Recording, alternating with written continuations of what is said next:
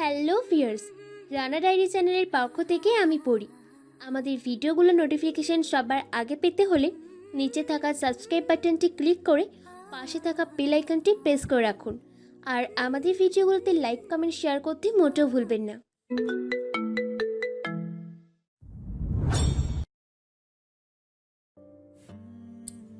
সময় সন্ধ্যা ৭টা।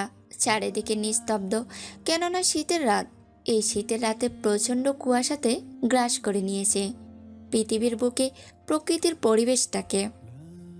সাথে একধারে বয়ে চলেছে প্রকৃতির বৈচিত্র্যময় গাছপালার প্রবাহিত মৃদু বাতাস। এই হালকা বাতাসে শরীরের লোমগুলো খাড়া করে দিয়ে প্রবাহিত হয়ে যায় মানব জীবনের বুক চিরে। প্রচণ্ড কুয়াশা, সাদা কুয়াশায় কোনো কিছুই দেখা যায় না স্পষ্টভাবে। চারিদিকে হাজারো রং বেরঙের বাতি জ্বলছে। গ্রাম শহরের কিন্তু কুয়াশার কারণে স্পষ্ট রাস্তাঘাট কোনো কিছুই বোঝা যায় না। চারদিকে নিস্তব্ধ হয়ে গেছে। সন্ধ্যা কেবলমাত্র ৭টা বাজে। চারদিকটা শুনশান নীরবতায় বিরাজ করছে। পরিবেশটা থই থই করে থমকে আসে। পরিবেশটা কেমন যেন আজকে অন্য এক রূপ ধারণ করেছে। আকাশে কোনো তারা নেই, নেই কোনো চাঁদ, শুধু ছুটে বেড়াচ্ছে কালো মেঘের সাদা ধোঁয়া। যেন বৃষ্টি নামবে কখন তা বলা যাবে না।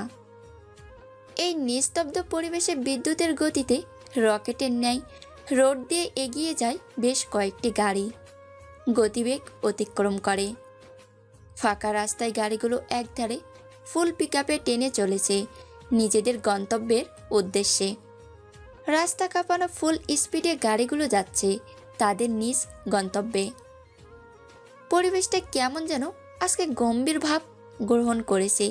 পরিবেশটা আগে থেকে আজকে ভিন্ন রকম রূপ ধারণ করেছে। থমকে আছে পরিবেশটা, চারদিকটা কেমন যেন একটা আকার ধারণ করেছে। গাড়িগুলো ফুল স্পিডে একটা ওভারব্রিজের উপরে এসে থমকে দাঁড়ায়। তারপর গাড়িগুলো থেকে বের হয়ে বেশ কিছু কালো মুখোশধারী লোক গাড়ির ডেক্সি খুলে গাড়ির ভিতর থেকে একটা অজানা ভয়ঙ্কর এক অবয়ব ব্যক্তির লাশ বের করে। তারপর এদিক ওদিক তাকিয়ে সবাই মিলে মুচকি হাসি দেয়। তারপর লাশটাকে ওভারব্রিজের উপর রেখে সবাই আনন্দে আত্মহারা হয়ে সিগারেট টানতে থাকে। এক পর্যায়ে ছেলেগুলোর সে জায়গা থেকে একজন বলে ওঠে, আজ থেকে রাজ্যের রাজা আমরা। শুধুমাত্র আমরা নেই কোনো গ্যাংস্টারের আগ্রা। শুধু এখন থেকে রাজত্ব চলবে আমাদের। আমরা করব এই শহরে নতুন করে রাজত্ব। কথাগুলো বলে ছেলেগুলো একসাথে হেসে ওঠে, যেন তার এই হাসিতে পরিবেশটা এক ভয়ঙ্কর রূপ ধারণ করে। এখনও যেন পৃথিবীর বুক চিরে আকাশ থেকে বজ্রপাত, সাথে বিকট আওয়াজে বৃষ্টি বজ্রণ শুরু হবে। ছেলেগুলোর এরকম ভয়ঙ্কর হাসি যেন প্রকৃতির এ বৈচিত্র্যময় পৃথিবীর প্রাকৃতিক সৌন্দর্য সহ্য করতে পারে না। তাই তো হঠাৎ করে বাতাসের ধমকা হাওয়াতে খানিকটা লণ্ডভণ্ড করে দেয় সেখানকার পরিস্থিতি। অপর একটি ছেলে বলে ওঠে, কিন্তু রিয়াজ, এতক্ষণ এখানে দাঁড়িয়ে থাকা ঠিক হবে না। পরিবেশটা কেমন যেন অন্যরকম লাগছে। এখান থেকে দ্রুত বেরিয়ে পড়তে হবে। নাসিম নামের ছেলেটার মুখে এরকম কথা শুনে উপস্থিত থাকা সকলে একসাথে হেসে ওঠে। তাদের এই হাসিতে নাসিম নামের ছেলেটা বেশ খানিকটা লজ্জা পায়। রিয়াজ বলে ওঠে, কেন, তুই কি ভয় পাচ্ছিস নাকি? এতজন আমরা আছি, তাহলে ভয় কিসের? আর এই শহরে নতুন করে আতঙ্ক ছড়াতে তো এখন থেকে আমাদের নতুন সূচনার জন্ম হবে। আমার এখনো বিশ্বাস হচ্ছে না যে শুধুমাত্র রাজত্ব পাওয়ার জন্য আমরা আমাদের লিডারকে এভাবে গোপনে মেরে ফেললাম। নাসিম নামের ছেলেটার মুখে আবারও এই কথা শুনে সবাই হেসে ওঠে। তারপর আবার সবাই মিলে বেশ কয়েকটা সিগারেট জ্বালায়। খোলামেলা চারদিকটা, শুধু কুয়াশা, কোনো কিছুই দেখা যায় না। যে জায়গায় তারা দাঁড়িয়ে আছে সেই জায়গায় মানুষ আসে না, খুব কম মানুষের যাতায়াত থাকে। এই রাস্তা দিয়ে ওভারব্রিজের উপর দাঁড়িয়ে আছে তারা, চারিদিকে শুধু পানির শব্দ। রিয়াজ নামের ছেলেটা আবার বলে ওঠে। দেখ, এখানে কেউ কাউকে জায়গা করে দেবে না, জায়গাটা তার কাছ থেকে ছিনিয়ে নিতে হবে। আর এটাই তো আমাদের শিখিয়েছে আমাদের লিডার, তাই না? ঠিক বলেছিস রিয়াজ আর নাইম, তুই শুধু শুধু ভয় পাচ্ছিস।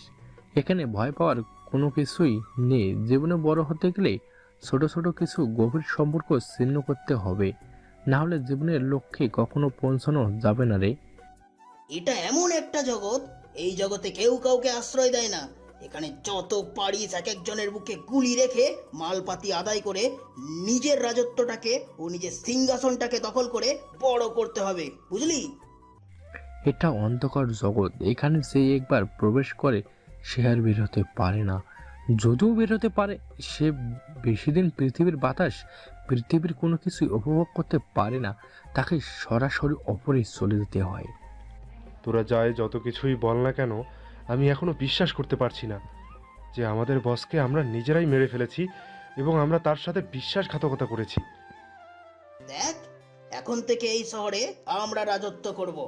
আমাদের কথা মতো আন্ডারওয়ার্ল্ডও এখন থেকে চলবে। এই কালো দুনিয়ার রাজা হব শুধুমাত্র আমরা। ইয়া, আমাদের ভয়ে বাঘে মহিষে এক ঘাটে পানি খায়। কিন্তু এখন তো আমাদের ভাই আর বেঁচে নেই। এখন যদি আমাদের উপরে আক্রমণ করে আমাদের শত্রুগুলো, তাহলে আমরা মোকাবেলা কিভাবে করব? উপস্থিত থাকা সকলে এই কথা শুনে হেসে ওঠে, কেননা সেখানে উপস্থিত আছে রিয়াজ, শামীম, নাসিম, ইরফান, জিলান আর বেশ কয়েকজন। তারা এক একজন হচ্ছে এক এক গ্রুপের এক এক ক্রিমিনাল, আন্ডারওয়ার্ল্ডের সবচেয়ে ভয়ঙ্কর ও আত্মঘাতী এবং অপ্রকাশিত, অচেনা, অজানা, অভয়ঙ্কর মানুষ। আন্ডারওয়ার্ল্ডের গডফাদার এবং সাইবার জগৎ এবং ইন্টারনেটের কালো দুনিয়ার রাজা বা বাদশাহ দ্য গ্রেট সুপার ফাইম চৌধুরীর একমাত্র গ্যাংয়ের বেশ কিছু ছেলে ফেলে।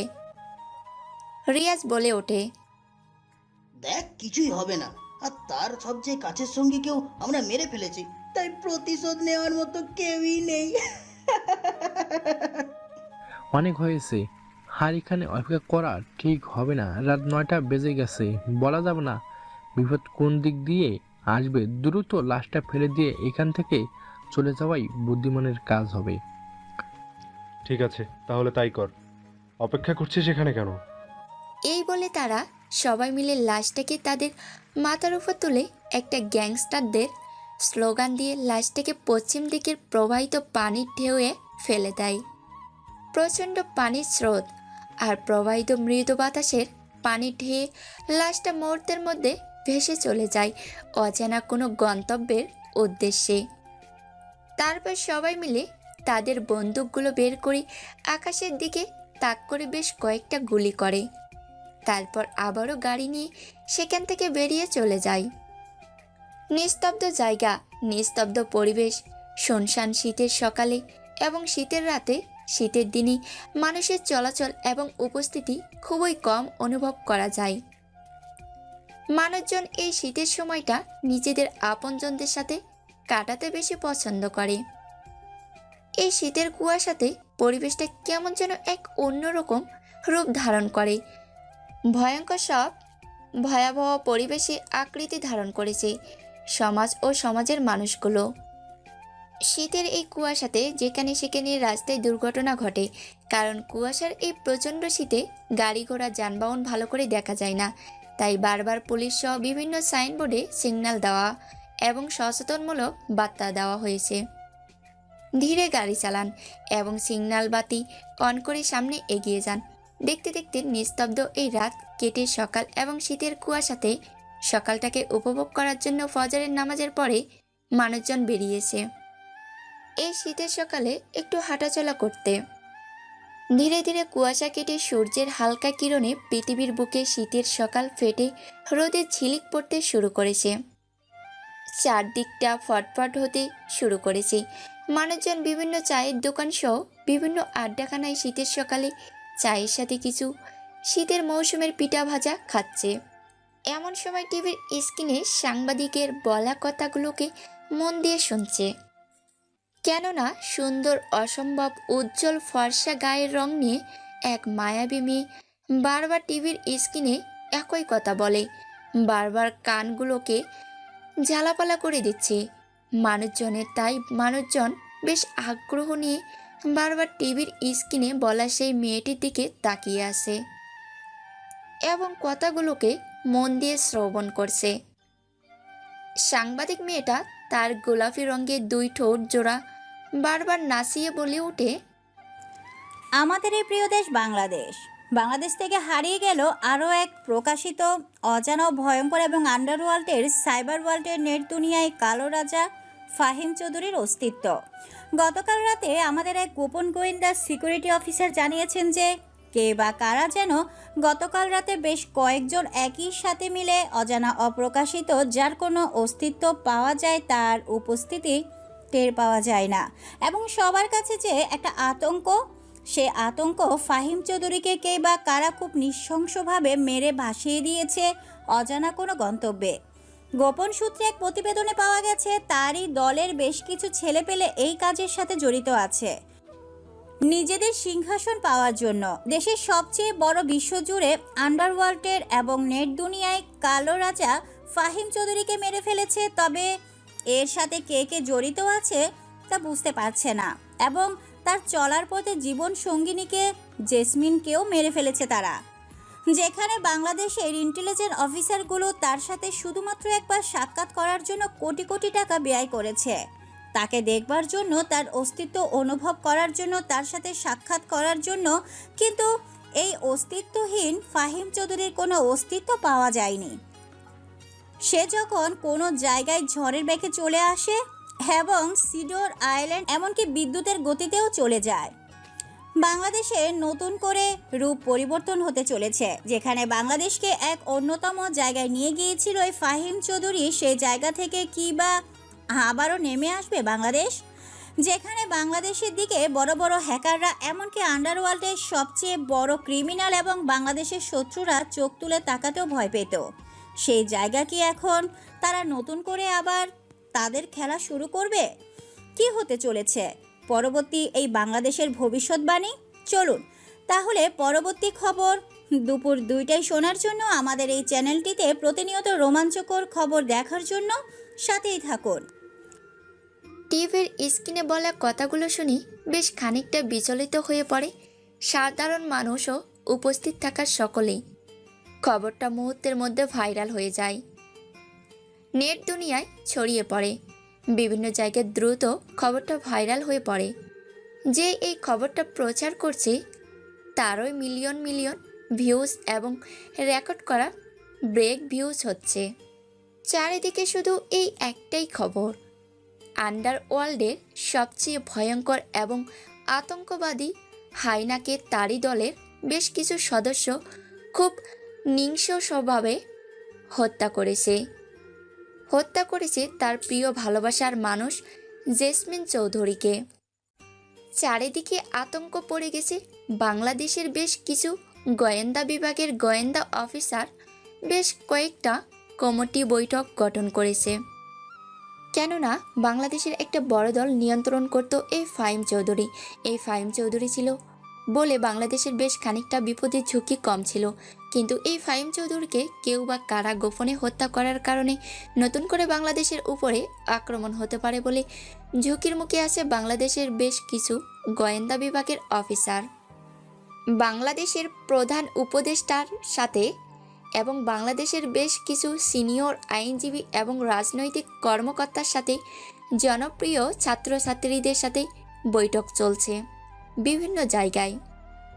হঠাৎ করে এই খবরটা টিভির সামনে নাসিম নামের সেই ছেলেটা দেখার সাথে সাথে তার হাতে থাকা চায়ের কাপটা ফ্লোরে পড়ে যায়। চমকে ওঠে নাসিম নামের ছেলেটা, সাথে সাথে চিৎকার করে বলে ওঠে, রিয়াজ, শামীম ইরফান জিলান কোথায় রে? দ্রুত তোরা এখানে আয়, দেখ টিভি স্ক্রিনে সাংবাদিক এসব কি বলছে। নাসিম নামের ছেলেটার মুখে এরকম কথা শুনে উপরে থাকা রিয়াজ, শামীম, ইরফান, জিলান দ্রুত নিচে নেমে আসে এবং হাঁপাতে থাকে। নাসিম নামের ছেলেটা চোখের ইশারা দিয়ে বুঝিয়ে দেয় টিভির দিকে তাকাতে। টিভির দিকে তাকিয়ে তো তারা অবাক হয়ে যায়, কেননা টিভির স্ক্রিনে তাকিয়ে তারা আটকে ওঠে। টিভির স্ক্রিনে থাকা ডানা কাটা পরি মেয়েটা সাংবাদিকের স্টুডিওতে বসে নিজের গোলাপি রঙের ঠোঁট জোড়া নাচিয়ে বলে ওঠে, দেখা যাবে না আর এই শহরে মিলবে না ফাহিম চৌধুরীর অস্তিত্ব। মিশিয়ে দিয়েছে তারই দলেরই বেশ কিছু সঙ্গী সাথীরা, গোপনে তাদেরকে হত্যা করে ভাসিয়ে দিয়েছে যশোর গঙ্গা নদীর অস্তিত্বে। তারই একটা গোপন ফুটেজ শীতের এই কুয়াশাতে তুলে ধরেছে আমাদেরই এক সাংবাদিক কর্মকর্তা। তারই ফুটেজ দেখাচ্ছে আপনাদের মাঝে। এই বলে সাংবাদিকের সেই গোপন ফুটেজ দেখাতে থাকে।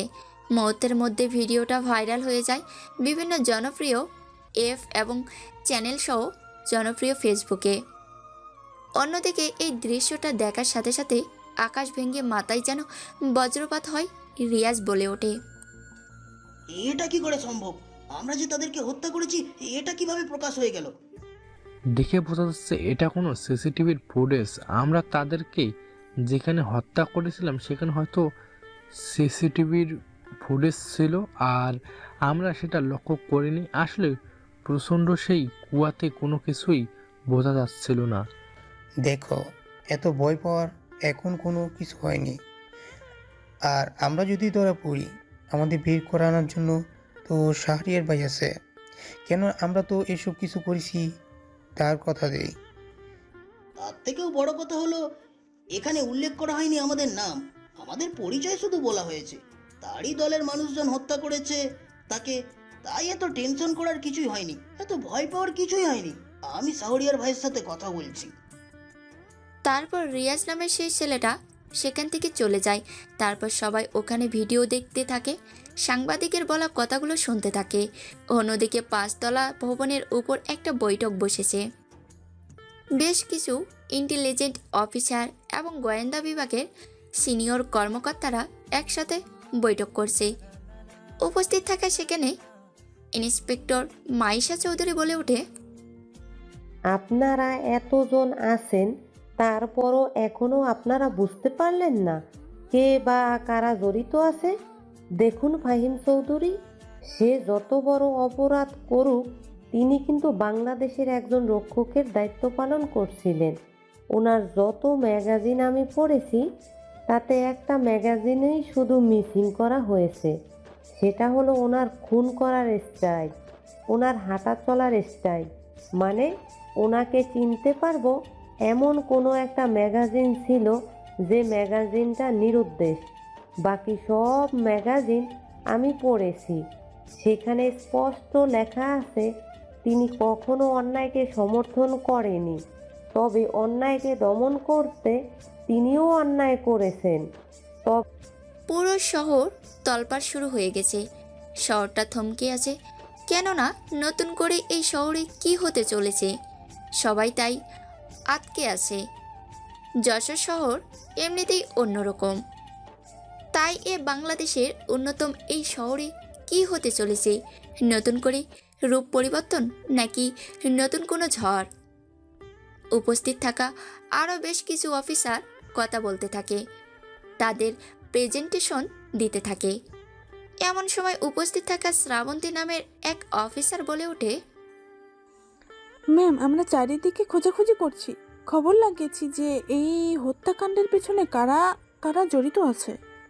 তবে হ্যাঁ, একটা ম্যাগাজিনে পড়েছিলাম তার সব কাছের এবং জনপ্রিয় বেশ কিছু ছেলেপেলে আছে, যাদেরকে ধরতে পারলে বুঝতে পারবো এসবের পেছনে কারা জড়িত আছে। জি ম্যাম, আমিও বেশ খানিকটা তাদের কথা শুনেছি।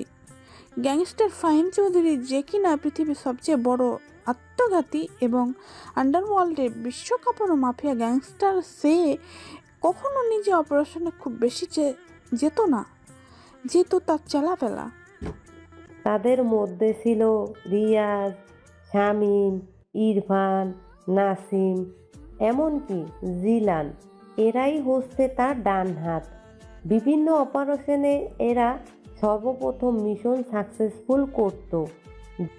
ঠিক আছে, কাজ হয়ে যাবে। চারিদিকে আমাদের গোয়েন্দা বিভাগের বিভিন্ন কর্মকর্তা খোঁজখবর নিচ্ছে। তারপর এক এক করে 5তলা ভবনের সেই মিটিং রুম থেকে বেরিয়ে পড়ে অসংখ্য অফিসার। আপনারা ভাবছেন কে এই অচেনা ও প্রকাশিত ভয়াবহ আতঙ্ক এবং আন্ডারওয়ার্ল্ডের শীর্ষ গডফাদার, সাইকো সুপার ক্রিমিনালদের রাজা এবং অপরাধীদের বস ফাহিম চৌধুরী? কে কোথা থেকে এর ওই ফাহিম চৌধুরী সবটা জানতে পারবেন আমাদের এই রহস্যময় আজকের এই মাফিয়া রিলেটেড গল্প থেকে। এখনও যারা চ্যানেলটিকে সাবস্ক্রাইব করেনি তারা চ্যানেলটিকে সাবস্ক্রাইব করে পাশে থাকুন। অফিসারগুলো এক এক করে বেরিয়ে পড়ে তাদের গন্তব্যের উদ্দেশ্যে। দেখতে দেখতে 3 দিন কেটে যায়। এই 3 দিনে বেশ খানিকটা থমকে আছে পরিবেশটা। শহরের পরিস্থিতি কেমন যেন পাল্টে যেতে শুরু করেছে। যেখানে সেখানে এখন থেকে হচ্ছে চুরি, ডাকাতি এবং হালকা মানুষ গুম হওয়ার রহস্য শোনা যাচ্ছে। বিভিন্ন টেলিভিশনের পর্দায় সাংবাদিকের প্রতিবেদন। মানুষজনও কেমন যেন একটু ভয় ও আতঙ্ক রয়েছে। আইন প্রশাসন বাহিনী পুরো সাপোর্ট দিচ্ছে যশোর শহরকে।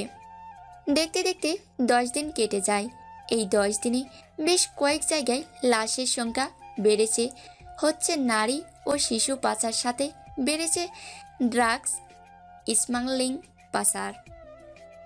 দিন দুপুরে হচ্ছে ছিনতাই, হচ্ছে মানুষ খুন। দেখতে দেখতে পুরো একটা মাস কেটে যায়। একটা মাসে শহরের প্রস্তুতি এবং দেশের পরিস্থিতি পাল্টে গেছে বিভিন্ন শিক্ষা সিস্টেম, সাথে পাল্টে গেছে বিভিন্ন শিল্প কারখানার পরিস্থিতি। পায়ে পা তুলে মদের গ্লাস সামনে রেখে বেশ কয়েকজন গোল করে মিটিং করছে একটা ক্যাবিনে বসে। এমন সময় সেখানে উপস্থিত হয় এক কালো মুখোশধারী, শুটবুট পরিহিত কালো রঙের এক বহুরূপী মানুষ, যাকে দেখে উপস্থিত থাকা সকলে দাঁড়িয়ে যায়।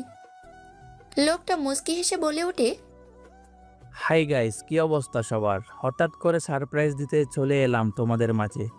কেমন চলছে এই শহরের তোমাদের রাজত্ব? লোকটা কথাটা বলার সাথে সাথে চেয়ারে বসে পড়ে, সাথে সাথে এক অট্ট হাসিতে মেতে ওঠে। সকলে লোকটা তার পরনে থাকা কালো রঙের মাস্কটা খুলে ফেলে, পায়ে পা রেখে একটা কালো ব্র্যান্ডের সিগারেট জ্বালায়, তারপর আবার বলে ওঠে, এই 1 মাসে শহরের রং বদল করে দিয়েছ তোমরা। Very intelligent.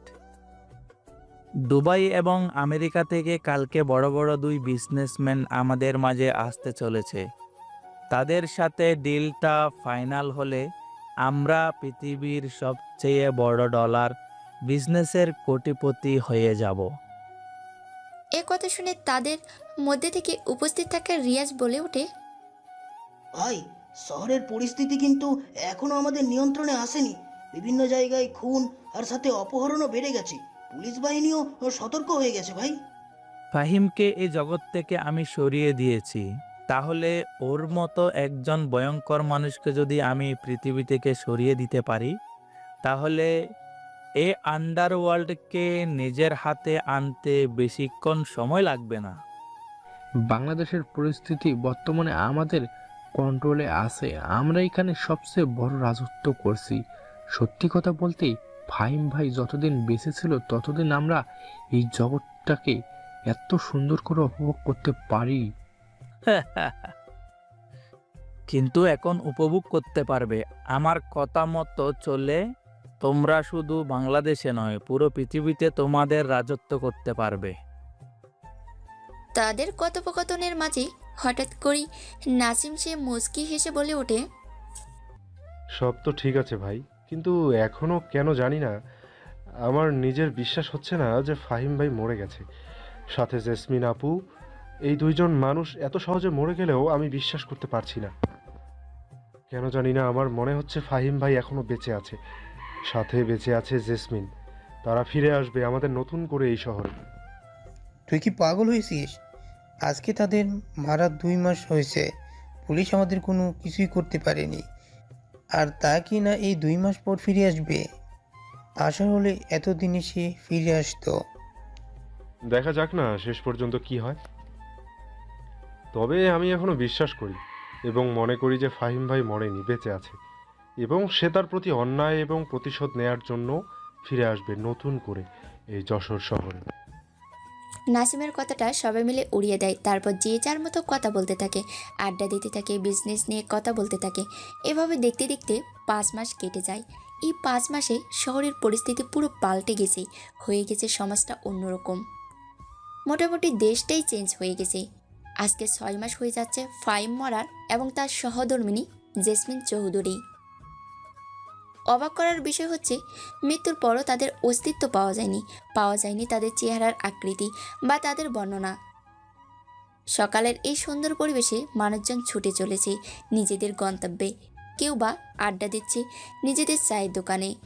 এমন সময় সেই সাংবাদিক বলে ওঠে আবার নতুন করে, বিগত 6 মাস হয়ে গেছে গ্যাংস্টার ফাহিম চৌধুরীকে হত্যা করার পেছনে তারই দলের সদস্যরা জড়িত আছে। বিশ্বাসঘাতকতা করেছে তারই দলের বেশ কিছু প্রিয়জন, আপনজন। কিন্তু এই 6 মাসে অনেক জায়গায় হয়েছে মার্ডার, হয়েছে নারী পাচার, হয়েছে বিভিন্ন মাদক ব্যবসা।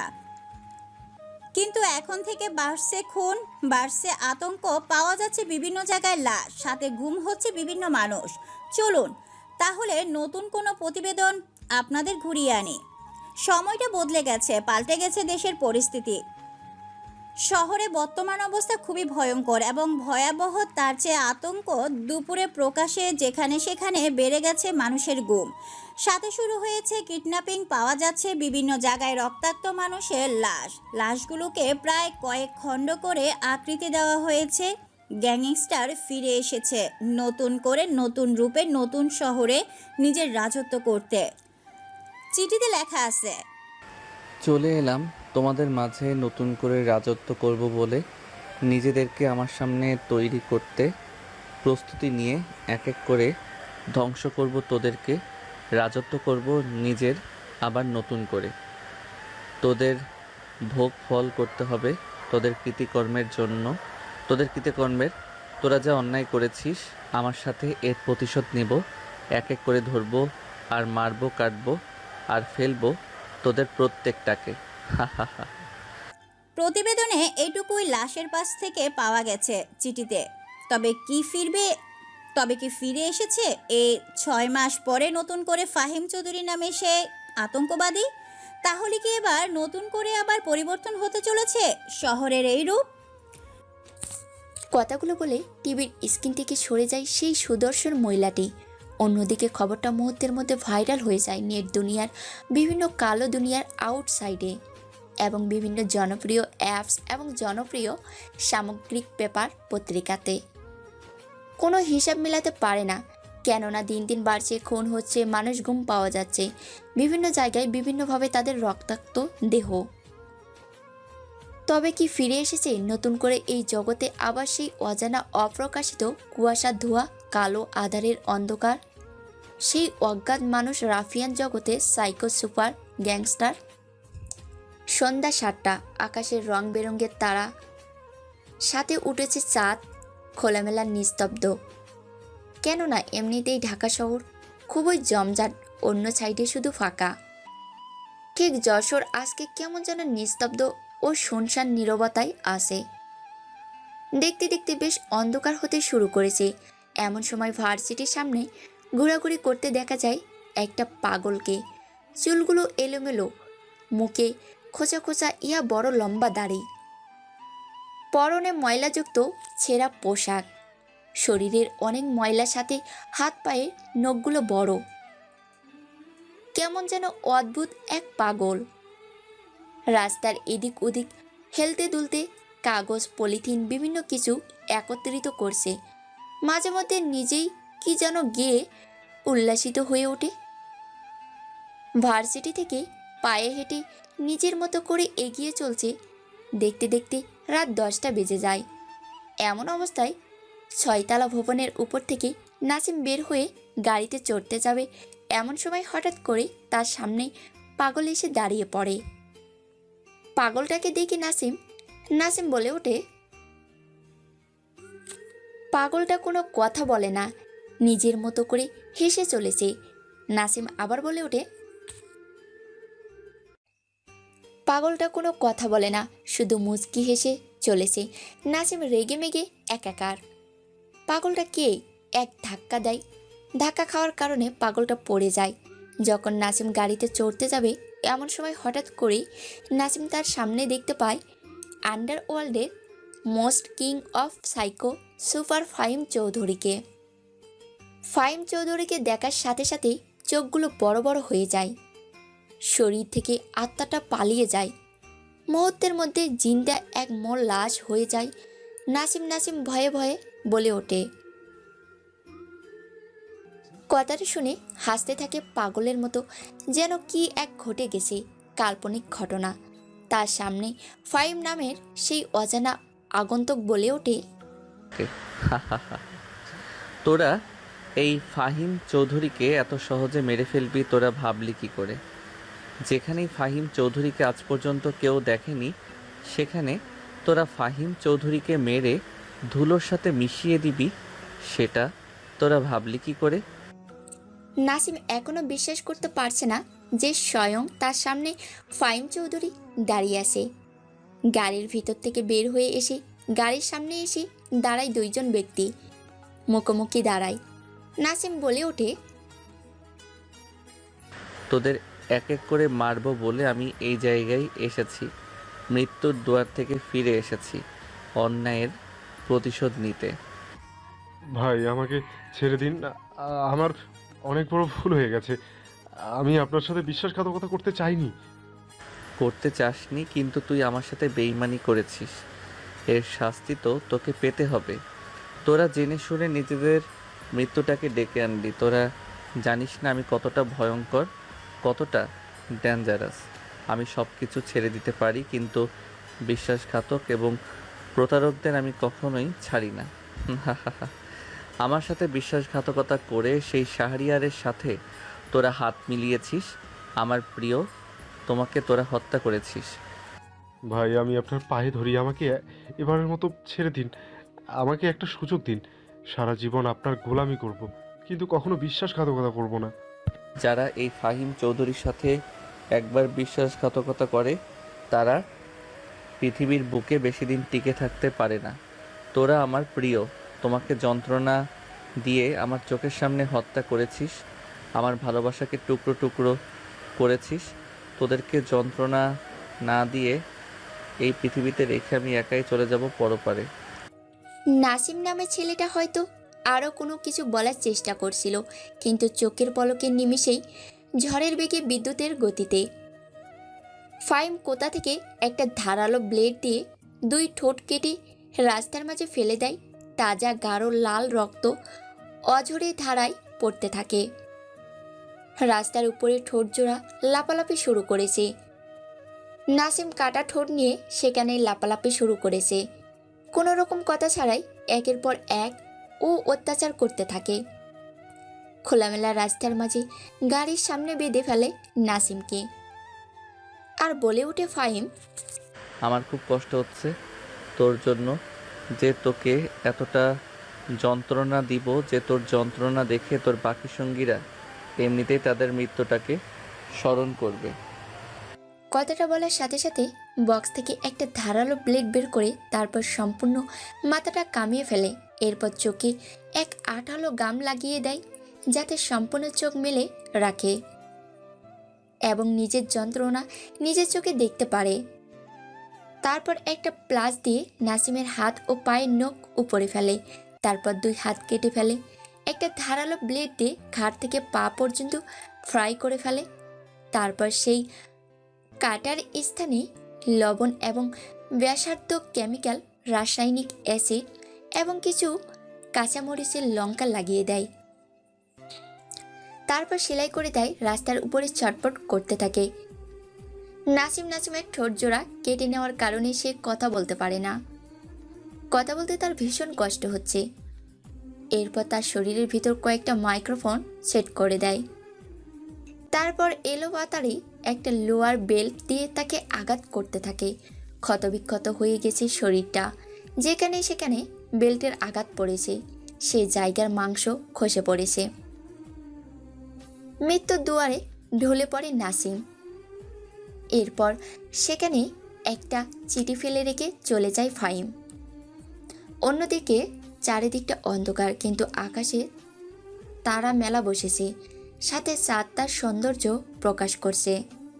অন্যদিকে নিস্তব্ধ শুনশান চাঁদের আলোয় অন্ধকার কেটে যায়। অন্ধকার বন্ধ একটা রুমটা কালো কুচকুচে অন্ধকারে ছেয়ে গেছে। হঠাৎ কেউ রুমের ভিতর প্রবেশ করে হলদে রঙের লালচে একটা বাতি জ্বালিয়ে দেয়। সাথে সাথে অন্ধকার কেটে আলোকিত আলো ছড়িয়ে পড়ে পুরো রুমে। রুমের ভিতর চেয়ারের সাথে বেঁধে রাখা হয়েছে একটা ছেলেকে। ছেলেটার চোখ, মুখ, কান, নাক দিয়ে রক্ত গড়গড় করে পড়ছে। একটা চেয়ার নিয়ে ছেলেটার সামনে পায়ে পা রেখে বসে পড়ে পেছন থেকে একজন অশ্রু এনে দিয়ে বলে ওঠে, ম্যাম এই নিন, আপনার কথা মতো লোহাটাকে ভালো করে গরম করে লালাকৃতি আবর্ণ ধারণ করে এনেছি। খুব ভালো করেছো মেঘলা, তুমি আমার মনের মতো কাজ করেছো। এটাই তো আমি চাই। কারণ এই অস্ত্র দিয়েই তোর জ্ঞান ফেরাতে হবে। যেমন কাঁটা দিয়ে কাঁটাকে তুলতে হয়, ঠিক একইভাবে জানোয়ারদের জন্য জানোয়ারদের মতোই ব্যবহার করতে হবে। ম্যাম সব তো ঠিক আছে, কিন্তু এই লোহাটা দিয়ে আপনি কি করবেন? আর এই ছেলেটাকে তুলে আনতে বললেন কেন? সময় হলে বুঝে যাবে। সময়ই মানুষকে সব কিছু শিখিয়ে দেয়, সাথে বলে দেয় শুধু অপেক্ষা করতে হয় সঠিক সময়ের জন্য। এতদিন তোদের সময় ছিল, কিন্তু আজকে আমাদের সময় এসেছে, তাই আমাদের সময়টাকে কাজে লাগাতে হবে। অজানা ব্যক্তিরা নিজেদের মধ্যে কথোপকথন করছে। অজ্ঞান অবস্থায় চেয়ারের সাথে বাধা আসে একটি ছেলে। ছেলেটার এখনো জ্ঞান ফিরছে না, ভীষণ অবস্থা খারাপ। চোখ, কান, মুখ দিয়ে এমনকি শরীরে বিভিন্ন জায়গা থেকে গড়িয়ে পড়ছে তাজা গাঢ় লাল রক্ত। ছেলেটার এখনো জ্ঞান ফেরেনি। জ্ঞানহারা অবস্থায় চেয়ারের উপরে বসে আছে জেসমিন নামের মেয়েটা, একটা ভয়ঙ্কর ও আতঙ্কবাদী হায়না, যার নাম শুনলে আবচা আবচা গডফাদার আন্ডারওয়ার্ল্ডের ক্রিমিনালরা এমনিতেই ভয় পেয়ে যেত। সেখানে স্বয়ং অজানা একটা ছেলেকে চেয়ারের সাথে বেঁধে রেখে তার সামনে জেসমিন দাঁড়িয়ে আছে। লালা আকৃতি আবর্ণ ধারণ করে লোহাটাকে আগুনে পুড়িয়ে পুরো লালা আকৃতি ধারণ করে সেই লোহাটাকে ছেলেটার হাতের তালুর উপর চেপে ধরে। সাথে সাথে ছেলেটা চিৎকার করে ওঠে। তার এই চিৎকারে যেন 3 তলা ভবনটা কেঁপে ওঠে। আকাশ, বাতাস, নদী, নালা, 7 সমুদ্রের ঢেউয়ের প্রচণ্ড শব্দকে হার মানিয়ে ছেলেটা চিৎকারটা যেন পৃথিবীর জড়বস্তুদের কাঁপিয়ে তোলে। এরপর অপর হাতে সেই লোহার গরম লোহাটা ঢুকিয়ে দেয় হাতের তালুর মধ্যখানে। হাতের তালুর এই ফোর উপর হয়ে বেরিয়ে গিয়ে ফ্লোরে গিয়ে গেঁথে যায়। ছেলেটা আবারও চিৎকার দিয়ে বলে ওঠে, কে তোমরা? তোমরা আমাকে মারছো কেন?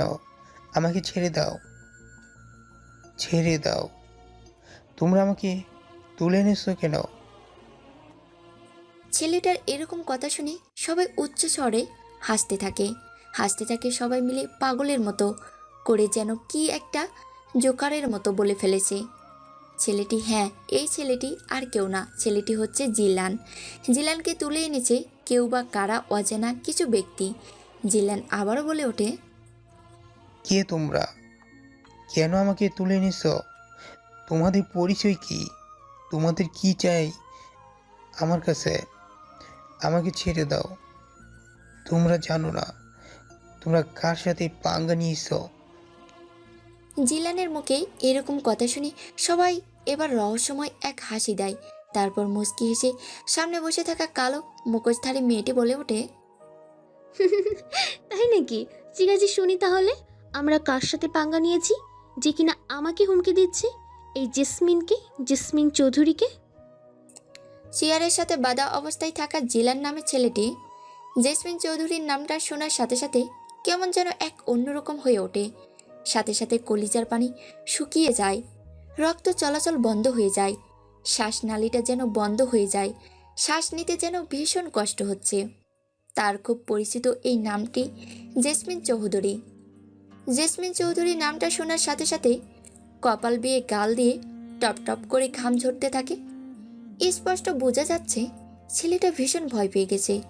এটা দেখে আবারও মুচকি হেসে জেসমিন নামের আতঙ্কবাদী ভয়ঙ্কর মেয়েটি বলে ওঠে,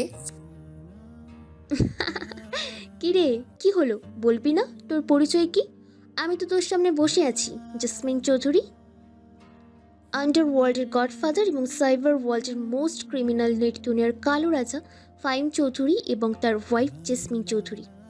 জেসমিন নামটা শোনার সাথে সাথে ছেলেটা কান্না করে ফেললে।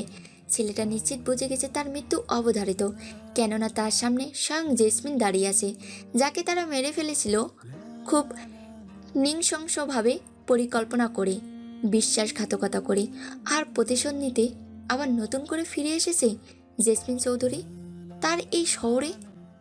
জিলান বলে ওঠে, জেসমিন আপু, তুমি এখনো বেঁচে আছো? তুমি তাহলে মরনি? মারতে চেয়েছিলিস কিন্তু মারতে পারলে না। কথাই আছে না, রাখে আল্লাহ মারে কে, আর মারে আল্লাহ রাখে কে। কথাটা বলার সাথে সাথে ছেলেটার মুখের ভিতর একটা বাজ ঢুকিয়ে দেয়। জিহ্বাটাকে বের করে আনে, তার সেই লোহার গরম আগুনের গলানো লোহাটা তার জিহ্বার উপরে চেপে ধরে। সাথে সাথে জিহ্বাটা পুড়ে গিয়ে কালো হয়ে যায়। জিহ্বার মধ্যে বড় বড় ফোসকা দিয়ে দেয়। না জিহ্বাটাকে ভিতর নিতে পারছে না, আর না জিহ্বাটা বাইরে বের করে রাখতে পারছে। ভীষণ কষ্ট হচ্ছে জিলানের, চিৎকার করতেও পারে না, কথাও বলতেও পারে না। এরপর জেসমিন বলে ওঠে, গরম লোহার শিকগুলো নিয়ে আয়, সাথে হাতুড়ি ও পেরেকগুলো নিয়ে আয়। সেদিন এরা আমাদের যন্ত্রণা দিয়ে প্রকাশ্যে রাস্তার মাঝে কুপিয়ে হত্যা করতে চেয়েছিল। শুধু অর্থ, পাওয়ার, ক্ষমতা, এসব কিছুর জন্য তোরা আমাদের সাথে বেইমানি করেছিস। আর আমাদের সাথে বেইমানি করার ফল কতটা ভয়ঙ্কর হতে পারে এটা তোকে এখন বোঝাবো যন্ত্রণা দিয়ে। তোরা আমার ভালোবাসার মানুষ গডফাদার ফাহিম চৌধুরীকে আমার চোখের সামনে যন্ত্রণা দিয়ে মেরেছিস। তোদেরকে ছেড়ে দেবো কি করে? কথাটা বলে শেষ করতে পারে না, তার আগেই মেঘলা বেশ কিছু গরম লোহার শিক তার সামনে রাখে। তারপর সেই গরম লোহার শিকগুলো এক এক করে তার হাতে, পায়ে, চোখে, কানে, নাকে, মাথায়, শরীরে বিভিন্ন জায়গায়, এমনকি তার বিভিন্ন অঙ্গ প্রত্যঙ্গে ঢুকিয়ে দেয়। সাথে সাথে সে জায়গাগুলো ছিদ্র হয়ে গরম লোহার শিকগুলো বেরিয়ে আসে, পুরো ছাই হয়ে যায়, ক্ষতবিক্ষত হয়ে যায় দেহগুলো। যন্ত্রণায় ছটপট করতে থাকে ফ্লোরের উপরে জিলান। এরপরে একটা ধারালো চাইনিজ রূপার তৈরি কুড়াল হাতে নিয়ে এলোপাতাড়ি কোপাতে থাকে জিলান নামের ছেলেটিকে। মুহূর্তের মধ্যে ক্ষতবিক্ষত হয়ে শরীরটা খণ্ড খণ্ড হয়ে যায়, টুকরো টুকরো হয়ে সাদা রঙের ফ্লোরটাতে লাল রঙে রক্তাক্ত হয়ে শরীরের টুকরোগুলো পড়ে আসে। এরপর চোখের ইশারা দেওয়ার সাথে সাথে মেঘলা সহ বেশ কয়েকজন টুকরোগুলো একত্রিত করে একটা পলিথিনে নিয়ে নেয়। তারপর সেখানে একটা মাইক্রোফোন সাথে একটা চিঠি রেখে ফেলে দিয়ে আসতে বলে। মেঘলা বলে ওঠে, ম্যাম, লাশটাকে কোথায় ফেলে আসবো? লাশটাকে আমাদের আড্ডাখানার মাঝখানে ফেলে দিয়ে আসবি, কেননা সেটাই হচ্ছে সবচেয়ে আতঙ্কের এবং ভয়ঙ্কর এক জায়গায়, যেখানে শুধু ভয়ঙ্কর মানুষই যেতে পারে ছদ্মবেশে। ঠিক আছে ম্যাম। তারপর মেঘলা জিলানের লাশটাকে নিয়ে বেরিয়ে পড়ে আমবাজারের উদ্দেশ্যে, কেননা সেখানেই তারা ছদ্মবেশে সবাই মিলে আড্ডা দিত। কিন্তু কেউ জানতো না যে এরাই হচ্ছে কুখ্যাত সন্ত্রাসী আন্ডারওয়ার্ল্ডের ফাদার। দেখতে দেখতে ফটফট হতে থাকে, সকাল হতে থাকে। আচ্ছা চলুন আপনাদের ঘুরিয়ে অতীত থেকে আসলে কে এই আন্ডারওয়ার্ল্ডের দুই ক্রিমিনাল, ফাহিম এবং জেসমিন। ফাহিম দেখতে 6 ফুট 6 ইঞ্চি, বেশ স্বাস্থ্যবান, মুখে খোঁচা খোঁচা চাপদাড়ি, 6 প্যাক, বড়ি তার থেকেও বেশি হতে পারে। ভীষণ শক্তিশালী একজন বীর পুরুষ, অসম্ভব সুন্দর। তার সৌন্দর্যের বর্ণনা দিতে গেলে গল্পই শেষ করা যাবে না। জেসমিন 5 ফুট 6 ইঞ্চি, দেখতে অসম্ভব সুন্দর। সবচেয়ে সুন্দর চুলগুলো, তারপর তার চোখগুলো, তারপর তার গোলাপি পাপড়ির মতো ঠোঁটগুলো, হাত পা, শরীরের আকৃতি। একটা ছেলে যেমন প্রয়োজন ঠিক তেমনই অপরূপ সৌন্দর্য নিয়ে সুন্দরী হয়েছে আমাদের গল্পের নায়িকা জেসমিন। উজ্জ্বল ফর্সা, বিদেশিদের মতো গায়ের রং, চুলগুলো সিল্কি, বিভিন্ন স্টাইলিস্ট কালার করেছে চুলগুলো, চোখগুলো টানা টানা। খুব ছোট থেকে ফাহিম আর জেসমিন মানুষ হয়েছে। হ্যাঁ, তারা হচ্ছে রাস্তার পথশিশু। ছোটবেলায় তাদের রাস্তায় পরিচয় হয়, তারপর তারা ধীরে ধীরে একসাথে বড় হয়। বড় হওয়ার সাথে সাথে বিভিন্ন সংগঠনের সাথে তারা জড়িয়ে পড়ে। তারা রাস্তায় মানুষ হয়েছে, তাই বিভিন্ন ক্রিমিনালের সাথে তাদের হাঁটাচলা ওঠা বসা ধীরে ধীরে বাড়তে থাকে। এক পর্যায়ে তারা হয়ে ওঠে আন্ডারওয়ার্ল্ডের সবচেয়ে বড় ক্রিমিনাল, যাদের ধরাছোঁয়ার বাইরে, যাদের পরিচয়, যাদের অস্তিত্ব আজ পর্যন্ত কেউ পায়নি, তাদের দেখতেও পায়নি। পৃথিবীর কেউ জানে না যে আন্ডারওয়ার্ল্ডের, সাইবার ওয়ার্ল্ডের এবং নেট দুনিয়ার কালো রাজা সাইকো সুপার ফাহিম চৌধুরী এবং তার স্ত্রী জেসমিন চৌধুরী দেখতে কেমন, শুধু তার কাছের বেশ কয়েকজন বিশ্বস্ত মানুষ তাদের চিনত। তাছাড়া পৃথিবীর কেউই তাদের চিনত না। তারা ছিল খুব ভয়ঙ্কর একজন মানুষ। দিন দুপুরে প্রকাশ্যে মানুষকে খুন করে রাস্তার মাঝে ফেলে চলে যেত, কিন্তু তাদের পরিচয় এবং তাদের চিনত না বলে পুলিশ কোনো কিছুই করতে পারত না। এমনকি তারা অনেক মিশনে গিয়েছে, অনেক জায়গায় অনেক রকম মিশন সাকসেসফুল করেছে। যেখানে গিয়েছে সেখানে রক্তপাত ঝরিয়ে দিয়ে এসেছে। তাদের নামে পুরো আন্ডারওয়ার্ল্ড ভয়ে থরথর করে কাঁপে। ফাহিম চৌধুরী আর জেসমিন নামটা শোনার সাথে সাথে সাধারণ মানুষ থেকে শুরু করে উচ্চ পদস্থ বড় বড় গোয়েন্দা বিভাগের অফিসারও ভয় পেয়ে যায়।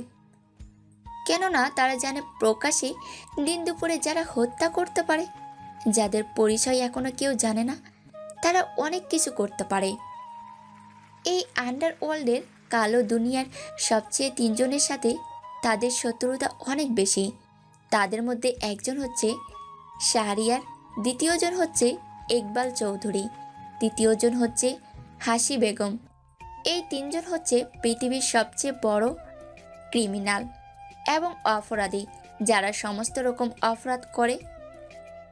এদের কোটি কোটি টাকা রয়েছে এবং এদের অনেক কাজে বাধা দিয়েছে ফাহিম চৌধুরী ও তার স্ত্রী জেসমিন এবং তার পুরো গ্যাং। তাই তো তাদেরকে নৃশংসভাবে হত্যা করেছে। তারই দলের বেশ কিছু ছেলেপেলে বেইমানি করে তাদেরকে মেরে ফেলেছে। হাত মিলিয়েছে শাহরিয়ার, ইকবাল চৌধুরী এবং হাসি বেগমের সাথে। তাই তো প্রতিশোধ নেওয়ার জন্য ফিরে এসেছে নতুন করা ফাহিম চৌধুরী ও জেসমিন চৌধুরী। মদের গ্লাস নিয়ে নর্তকীদের নাচ দেখছে আর মনের সুখে টাকা উড়াচ্ছে। পার্টিতে অনেক অনেক মানুষ এসেছে বড় বড় বিজনেসম্যান, সাথে এসেছে বিভিন্ন জনবল ব্যক্তিগণ। এমন সময় হাঁপাতে হাঁপাতে একটা ছেলে পার্টিতে প্রবেশ করে। ছেলেটার শরীর থেকে এখনো রক্ত ঝরছে। ছেলেটাকে এভাবে হাঁপাতে দেখে উপস্থিত থাকা সকলে চমকে ওঠে, বেশ খানিকটা ঘাবড়ে যায়। তাই ছেলেটার বস শাহরিয়ার বলে ওঠে, কিরে আলামিন, তোর কি হয়েছে? এভাবে হাঁপাতে হাঁপাতে কথা থেকে এলি, কি হয়েছে তোর? তুই ঠিক আছিস তো? আর আর আমার জিনিসপত্র সব ঠিক আছে তো? উত্তেজিত হয়ে কথাগুলো বলে ফেলে শাহরিয়ারের কাছেই দাঁড়িয়ে আছে ইকবাল চৌধুরী ও হাসি বেগম। ছেলেটা ভয়ে কথা বলতে পারে না, যেন সে আজরাইল দেখে এসেছে। চোখগুলো বড় বড় হয়েছে, শরীর থেকে রক্ত ঝরছে, শরীরের বিভিন্ন জায়গায় আঁচড়ের দাগ। শাহরিয়ার আবার বলে ওঠে, কিরে আলামিন, কি হয়েছে ভাই? বল আমায়। আমার সব কিছু ঠিক আছে তো? আমার 100 কোটি টাকা ঠিক আছে তো? আল আমিন নামের ছেলেটা হাঁপাতে হাঁপাতে অনেক কষ্টে বলে ওঠে, ভাই ভাই, অনেক বড় সর্বনাশ হয়ে গেছে। আমাদের সঙ্গী সাথীরা কেউ বেঁচে নেই। সবাইকে গলাকাটা মুরগির মতো জবাই করে রাস্তার মাঝে ফেলে রেখেছে। কারো শরীরের কোনো অস্তিত্ব নেই, কারো হাত নেই, কারো পা নেই, কারো মাথা নেই। ঘাসের বন্যা বইয়ে দিয়েছে রাস্তার মাঝে। আপনাকে খবরটা দিলাম ভাই, আমাদের 100 কোটি টাকা লুট করে নিয়ে গেছে গ্যাংস্টার ফাহিম চৌধুরী ও তার পুরো দল। কথাটা শোনার সাথে সাথে হাতে থাকা মদের গ্লাসটা পড়ে যায়। কেমন যেন হঠাৎ করে হয়ে যায়, চোখগুলো লাল রক্তবরণ ধারণ করেছে, হাত ও পায়ের রগগুলো ফুলে উঠেছে। চিৎকার দিয়ে গলা ফাটিয়ে গগন কাঁপানো হুঙ্কার ছেড়ে বলে ওঠে, ফাহিম ফাহিম ফাহিম, এ ফাহিম আমার ঘুম কেড়ে নিয়েছে। এই কুত্তার বাচ্চাটার জন্য আমার দান্দা বন্ধ হয়ে যেতে শুরু করেছে। এই শালা গ্যাংস্টার আমার বেঁচে থাকা হারাম করে দিয়েছে। একে পৃথিবী থেকে এবার সরাতে হবে, না হলে আমরা কেউ বেঁচে থাকতে পারবো না। ঠিক বলেছিস শারিয়ার, অনেক হয়েছে গ্যাংস্টারের রাজত্ব। এবার আমাদেরকেই খেলতে হবে, তার সাথে তারই খেলাতে। কিন্তু কি আর করবেন আপনারা, আমরা তো তাকে কেউ চিনি না। আজ পর্যন্ত তাকে কেউ দেখেনি, যে দেখেছে সেই দুনিয়া থেকে চলে গিয়েছে। আলামিন, তুই কি তার মুখ দেখতে পাসনি? সে দেখতে কেমন? তুই তো সেখান থেকে বেঁচে ফিরে এসেছিস। না ভাই, আমি তার মুখটা দেখতে পারিনি, খুব ভয়ঙ্কর। এখনো আমার চোখের সামনে যেন তার লাল রক্তবর্ণ ধারণ চোখগুলো ভেসে উঠে, দেখতে ভীষণ ভয়ঙ্কর। ভয়ে এখনো যেন আমার কলিজা কাঁপছে। অদ্ভুত দানব আকৃতি তার চেহারা, তবে সে দেখতে। কথাটা বলতে যাবে, কিন্তু তার আগে স্লাইপার থেকে গরম একটা বুলেট এসে কপাল ভেদ করে দেয়ালে গেতে যায়। আলামিন নামের ছেলেটা কয়েক হাত দূরে ছিটকে গিয়ে পড়ে। হঠাৎ করে এমন হওয়াতে পুরো জায়গাটা নিস্তব্ধ হয়ে যায়। ভয়ে সবাই লুকিয়ে পড়ে।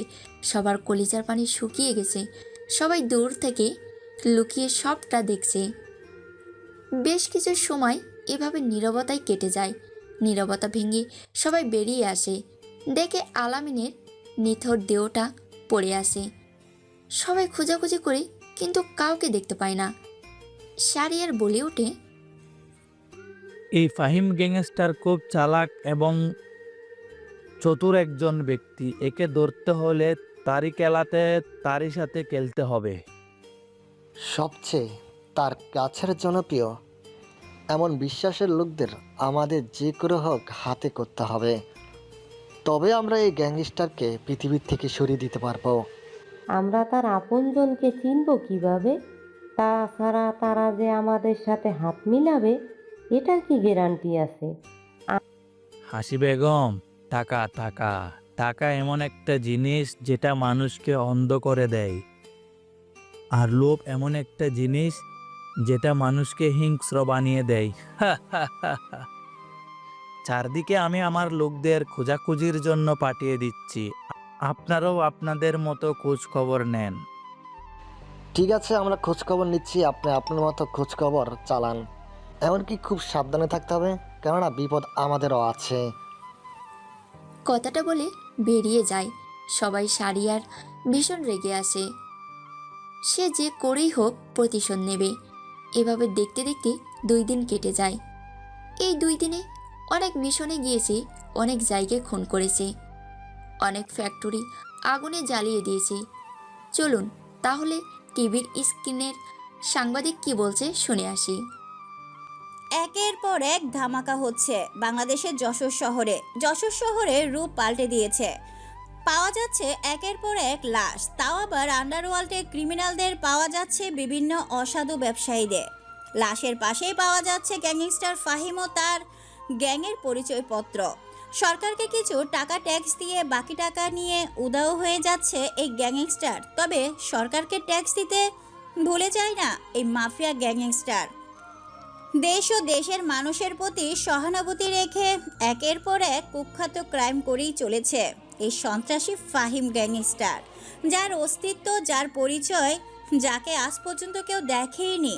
যদিও কেউ দেখেছে, তাকে এই পৃথিবীতে বাঁচিয়ে রাখেনি। জ্বালিয়ে দিচ্ছে একের পর এক অসাধু ব্যবসায়ীদের ফ্যাক্টরি। পুলিশ কাজ করছে, গোয়েন্দা বিভাগের অফিসার এই গ্যাংস্টারের সাথে সাক্ষাৎ করার জন্য বিভিন্ন রকম উপায় বের করেছে, কিন্তু কোনোভাবেই সাক্ষাৎ মেলাতে পারে না এই গ্যাংস্টার ও তার সঙ্গী সাথীদের। বিস্তারিত জানতে আমাদের ওয়েবসাইটগুলো ভিজিট করুন www.bd.com। কথাগুলো বলে টিভির স্ক্রিন থেকে সরে যায় সুদর্শন মহিলাটি। দেখতে দেখতে অনেক দিন কেটে যায়। ফাহিম বসে আসে। এমন সময় জেসমিন এসে ফাহিমের কোলে বসে আর বলে ওঠে, আচ্ছা ফাইন, আমরা কবে আমাদের এই মিশন শেষ করব? যতদিন পর্যন্ত অপরাধ দমন এবং নিজেদের আতঙ্ক ছড়িয়ে না দিতে পারছি ঠিক ততদিন পর্যন্ত। তোমার এই মিশনের চোখ করে তুমি কিন্তু আমাকে সময় দিতে ভুলে যাচ্ছ। আমি কিন্তু আমার সময় আদায় করে ছাড়বো। কি বলো সুন্দরী তুমি এটা? তোমার জন্য আমার এই জীবন দিনরাত সব সময়, আর সেখানে তুমি কি না বলছো? হয়েছে হয়েছে, আর অভিনয় করতে হবে না। জানি আমি তুমি আমাকে সময় দিতে পারো না, কিন্তু এখন তোমাকে আমার একটি কিস করতে হবে। এখন যদি কেউ চলে আসে তাহলে কি হবে বলো তো? আসলে আসবে, তাতে কি হয়েছে? তুমি যেভাবে বলছো যেন তোমার ছেলে পেলেগুলো কোনোদিন বিয়ে করবে না। অবশ্য তুমি ঠিক বলেছো, কিন্তু আচ্ছা ঠিক আছে, তাহলে দাঁড়াও, আমি তোমাকে নিজেই দিচ্ছি। যেহেতু তুমি দিতে পারবে না, আমার সম্পত্তি আমি আদায় করে নিব। কথাটা বলার সাথে সাথে দুই ঠোঁট চার ঠোঁটে রূপান্তর করে ফেলে। বেশ কিছু সময় এভাবে কেটে যায় দুজন দুজনকে আগলে ধরে মনের সুখে কিস করতে থাকে। এক পর্যায়ে হঠাৎ করে সেখানে এসে লজ্জায় টাসকি খেয়ে যায় রিয়াজ ও তার সঙ্গী সাথীরা। হঠাৎ করে রিয়াজ, ইমরান, শামীম, জিলান, নাসিম এদেরকে দেখে লজ্জায় দুজন দুজনকে ছেড়ে দেয় এবং তারা কোনো কিছু দেখেনি বলে তারাও মাথা ঘুরিয়ে নেয়। রিয়াজ বলে ওঠে, ভাই আমরা কিন্তু কিছুই দেখিনি, পরে আমাদের বলতে পারবেন না যে আমরা কিছু দেখে ফেলেছি? হ্যাঁ এই রিয়াজের বাচ্চা, তোর আসার সময় পেলি না? দেখছিস কতদিন পর আমি আমার স্বামীটাকে আদর করছি, তার মধ্যে তোর আসার সময় পেলি না? সরি আপু, আসলে বুঝতে পারিনি, ভুল সময়ে এন্ট্রি নিয়ে ফেলেছি, কিন্তু একটা খবর এনেছি। হ্যাঁ কি খবর শুনি, দ্রুত বল কি খবর, আর এখান থেকে দ্রুত যা। আচ্ছা ঠিক আছে, আগে আমাদের কথাটা শুনো তো, তারপরে না হয়। ঠিক আছে, দ্রুত বল। শাহরিয়ার ইকবাল, হাসি বেগম আমাদের খোঁজাখুঁজি শুরু করেছে, এমনকি অনেক টাকা ডোনেশন দিয়েছে। যদি আমাদের কেউ পরিচয় দিতে পারে তাদের কাছে, তাহলে প্রায় 300 কোটি টাকা পুরস্কার দেবে। অন্যদিকে বিভিন্ন গোয়েন্দা বিভাগের সিনিয়র অফিসারগুলো আমাদের সাথে সাক্ষাৎ করার জন্য বিভিন্নভাবে ছড়িয়ে ছিটিয়ে পড়েছে। তোরা এইটুকুতেই ভয় পেয়ে গেলি? তোদের সাথে কে আছে তোরা জানিস না? ফাহিম চৌধুরী ও তার স্ত্রী জেসমিন চৌধুরী, এই দুইজন মানুষ যতক্ষণ তোদের সাথে আছে তোরা কোনো টেনশন করবি না। আচ্ছা ঠিক আছে আপু, তাহলে আমরা এখন গেলাম। হ্যাঁ তারপর তারা চলে যায়। জেসমিন আবারও দুষ্টামি শুরু করে দুজন দুজনকে ভালোবাসার মধ্য দিয়ে সেই সময়টাই আগলে নিতে থাকে। দুজন দুজনকে আগলে নেওয়ার সাথে সাথে অতল সাগরে ডুব দিতে থাকে। ধীরে ধীরে ভালোবাসার সাগরে হারিয়ে যেতে থাকে দুজন দুজনে। ভালোবাসার মধ্য দিয়ে পার করে দেয় সময়টা। অন্যদিকে শাহরিয়ার ইকবাল, হাসি বেগম খবর পেয়ে যায়, পরিচয় পেয়ে যায় তাদের। বিজনেসের জন্য 3 দিনের সফরে গিয়েছে ফাহিম ও জেসমিন দুবাইয়ের উদ্দেশ্যে। 3 দিন সেখানে বিজনেসের কাজ শেষ করে ব্যাক করবে তারা। এরই মধ্যে দলের লিডার কর্মকর্তার দায়িত্ব পালন করছে রিয়াজ বসে আছে। হঠাৎ করে তার ফোনটা বেজে ওঠে। ফোনটা রিসিভ করতেই ওপাশ থেকে বলে ওঠে, হ্যালো, এটা কি রিয়াজ বলছে? আমি শাহরিয়ান গ্যাংস্টার শাহরিয়ান বলছি। হ্যাঁ আমি রিয়াজ। আর তোর সাহস কি করে হয় তুই আমাকে ফোন করেছিস? তুই আমার নাম্বার পেলি কোথায়? হ্যাঁ মন থেকে কোনো কিছু খোঁজার চেষ্টা করলে সেটা খুঁজতে কোনো সমস্যা হয় না, কথার কাজে আসে। কি কথা বলবি দ্রুত বল, কোনো সময় নেই তোর ফালতু কথা শোনার। ফোনের সাউন্ডটা বাড়িয়ে দে যেন সবাই শুনতে পাই। 1000 কোটি টাকা দেব, বিনিময়ে আমার কাজ করে দিতে হবে। উপস্থিত থাকা সবাই 1000 কোটি টাকা শোনার সাথে সাথে চমকে ওঠে। শাহরিয়ার আবারও বলে ওঠে, শুধু পৃথিবী থেকে তাদের বস ফাহিম ও তার স্ত্রী জেসমিনকে সরিয়ে দিতে হবে। আন্ডারওয়ার্ল্ডের অর্ধেক রাজত্ব তোদেরকে ছেড়ে দেব, আর অর্ধেক রাজত্ব আমি নিজেই করব। রাজি থাকলে দেখা কর। কথাটা বলার সাথে সাথে কলটা কেটে দেয়। হঠাৎ করে এমন অফার, কথাটা শুনে রিয়া সহ সবাই চমকে যায়। শামীম বলে ওঠে, 1,000 কোটি টাকার সাথে অর্ধেক রাজত্বের রাজা হব আমরা। কিন্তু এসব যদি ফাহিম ভাই জানতে পারে, আমাদের কচু কাটা করে মেরে ফেলবে। কতদিন আর ওর গোলামি করব? এবার নিজে কিছু করার সময় এসে গেছে। পৃথিবী থেকে ওদেরকে সরিয়ে দিয়ে নিজে রাজত্ব করতে হবে। তাহলে কি তোরা বলছিস, ওদের সাথে হাত মেলাবো? পরেরটা পরে দেখা যাবে। আর এখন তাদের সাথে হাত মিলাতে হবে ভাই। দেশে ফিরে আসার সাথে সাথে তাকে পৃথিবী থেকে সরিয়ে দিতে হবে। সাথে এত কোটি কোটি টাকার সম্পদ আমাদের হয়ে যাবে। রিয়ার সাথে সাথে ফোন করে। শারিয়ার ফোন রিসিভ করে, তারপর সব কিছু ঠিকঠাক করেন। দেশে ফিরলেই পৃথিবী থেকে সরিয়ে দিবে তাদের অস্তিত্ব। আজ দেশে ফিরছে ফাহিম ও তার স্ত্রী। দেশে ফিরতে রিয়াজ বলে ওঠে, ভাই, আজকে একটা মিশনে যেতে হবে। প্রায় 700 কোটি টাকা পাচার হচ্ছে। কিছু তৈরি করো, আমরা এখনই বেরিয়ে পড়বো। তোমরা যাও, আমি বাসায় থাকি। শরীরটা ভীষণ ক্লান্ত এতটা জার্নি করে। ওকে, ঠিক আছে। রাত 10টা বাজে। চারদিকটা অন্ধকার। অমাবস্যা পূর্ণিমা আজকে। রিয়াজ, শামীম, ইমরান, নাসিম, জিলান সবাই আসে। কাউকে কোনো কিছু দেখতে না পেয়ে ফাহিম বলে ওঠে, রিয়াজ, এখানে তো কোনো কিছুই দেখতে পাচ্ছি না। কোথায় পাচার হচ্ছে কোনো অস্তিত্বই তো পাওয়া যাচ্ছে না। কথাটা শোনার সাথে সাথে সবাই হেসে ওঠে।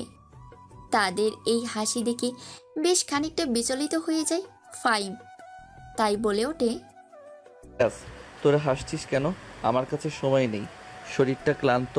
তাছাড়া কালকে আবার আমার মিটিং আছে। তোরা বাকিটা দেখে নিস, আমি চলে গেলাম। কথাটা বলে সামনে পা বাড়িয়েছে। সাথে সাথে পিছন থেকে কেউ একজন মাথায় একটা ভারী লোহা দিয়ে আঘাত করে। বেশ খানিকটা সামনে গিয়ে ছিটকে পড়ে ফাহিম। মাথাটা ভীষণ ব্যথা করছে। চারদিকটা যেন ঘুরতে থাকে। চারদিকটা অন্ধকার দেখতে থাকে। খুব কষ্ট করে উঠে দাঁড়ায়। পিছন ঘুরে তাকিয়ে দেখতে পায় রিয়াজ তার মাথায় আঘাত করেছে। সবার হাতে বন্দুক এবং অস্ত্র।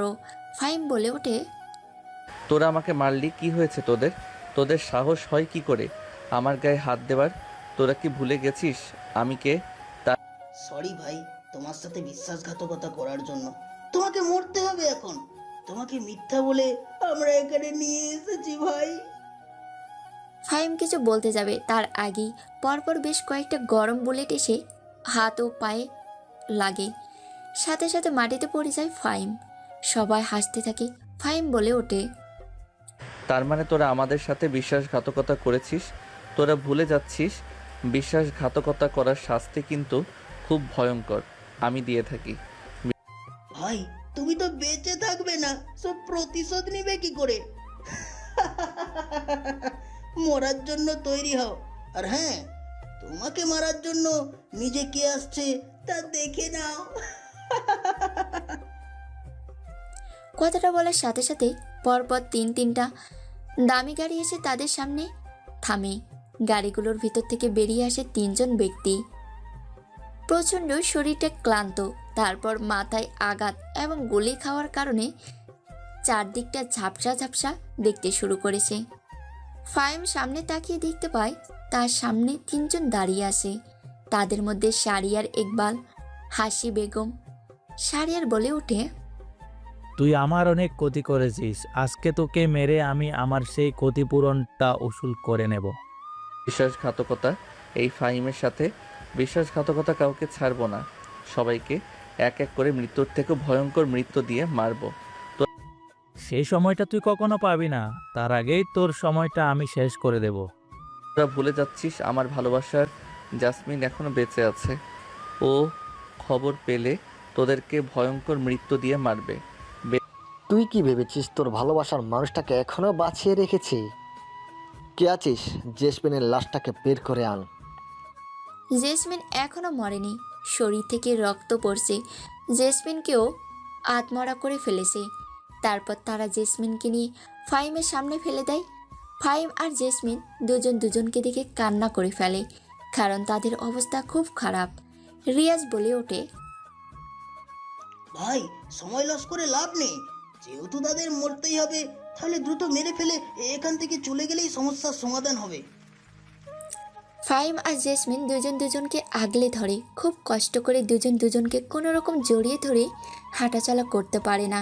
ভীষণ অবস্থা খারাপ, শরীর থেকে প্রচণ্ড রক্ত বের হচ্ছে, বিভিন্ন জায়গায় গুলি লেগেছে।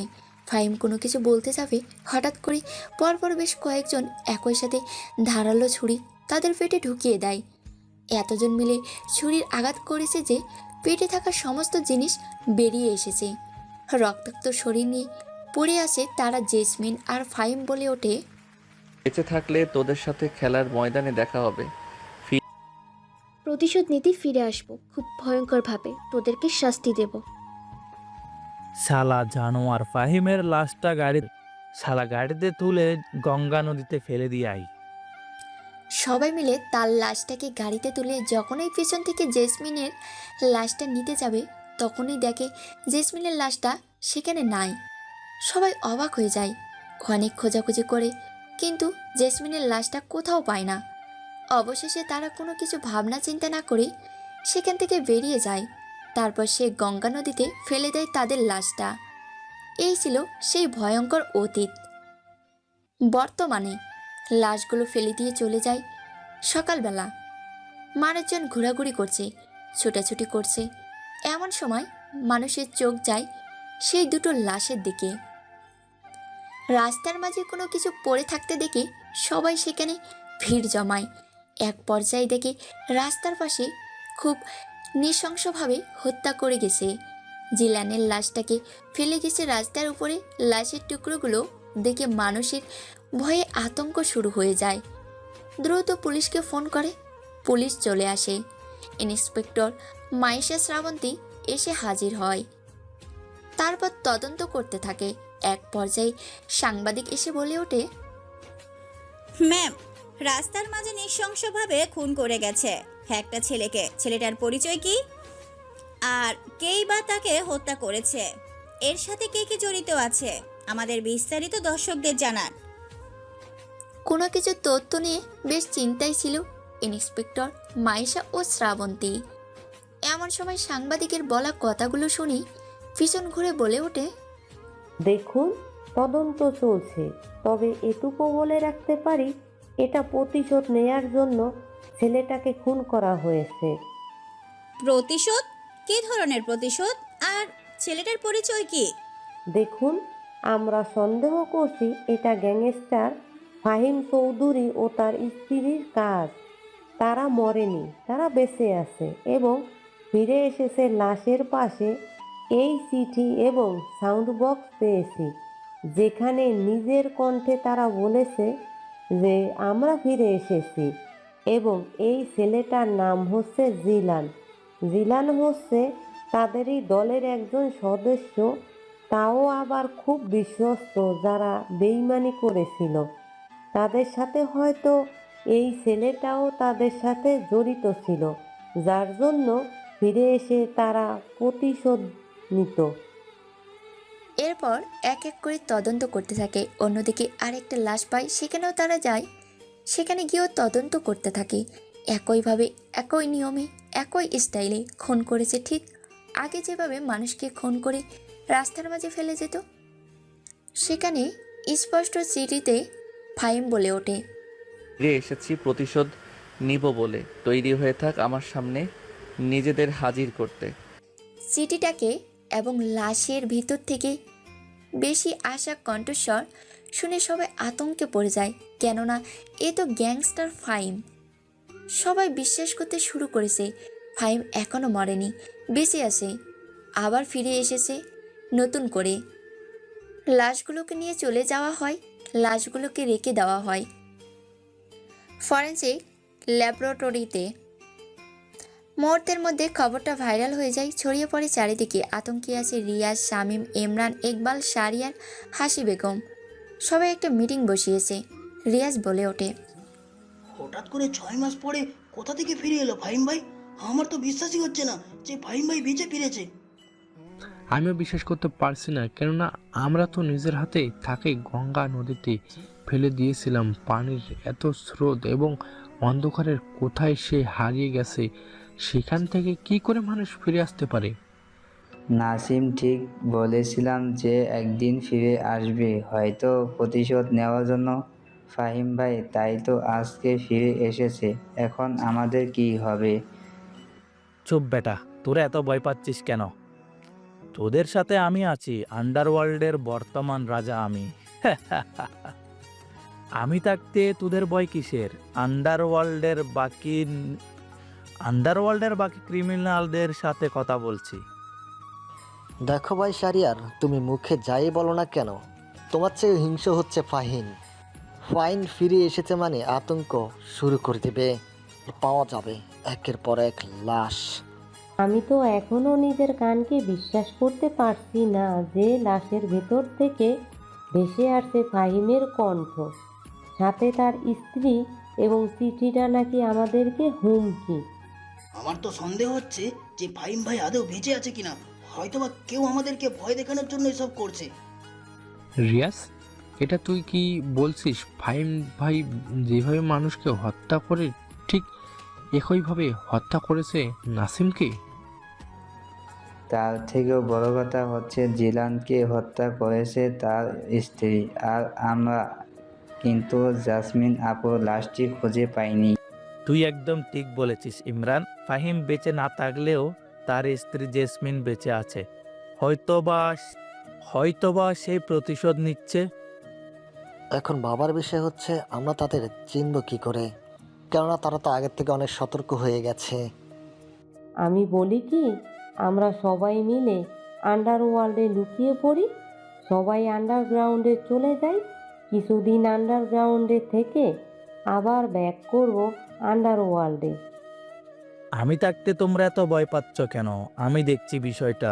যদিও মৃত্যুর দুয়ার থেকে একবার ফিরে আসে, তাহলে এইবার এমন মৃত্যু দিব যে মৃত্যুর পর তার জায়গা পাতালেও হবে না।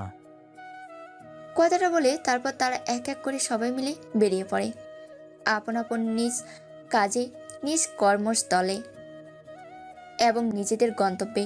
দেখতে দেখতে সন্ধ্যা হতে শুরু করেছে। শহরটা থমকে আছে, চারিদিকে শুধু লাশ আর লাশ পাওয়া যাচ্ছে। হচ্ছে বিভিন্ন মানুষ গায়েব এবং নিরুদ্দেশ উদ্ধার করা হচ্ছে মৃত মানুষের লাশ। পাচার হচ্ছে কোটি কোটি টাকার সম্পদ। সাংবাদিক শুধু আতঙ্ক ছড়াচ্ছে। টিভির স্ক্রিনে একের পর এক খবর প্রচার করে। চেয়ারের উপরে পায়ে পা রেখে বসে চাঁদের দিকে তাকিয়ে আছে জেসমিন। এমন সময় পেছন থেকে মেঘলা এসে বলে ওঠে, ম্যাম, এখন কাকে তুলে আনবো? চারিদিকে আতঙ্ক ছড়িয়ে পড়েছে, সবাই আতঙ্কে আছে সেই অপরাধীগুলো যারা আপনাদের সাথে বিশ্বাসঘাতকতা করেছিল। মেঘলার কথা শুনে জেসমিন একটি মুচকি হাসি দেয়।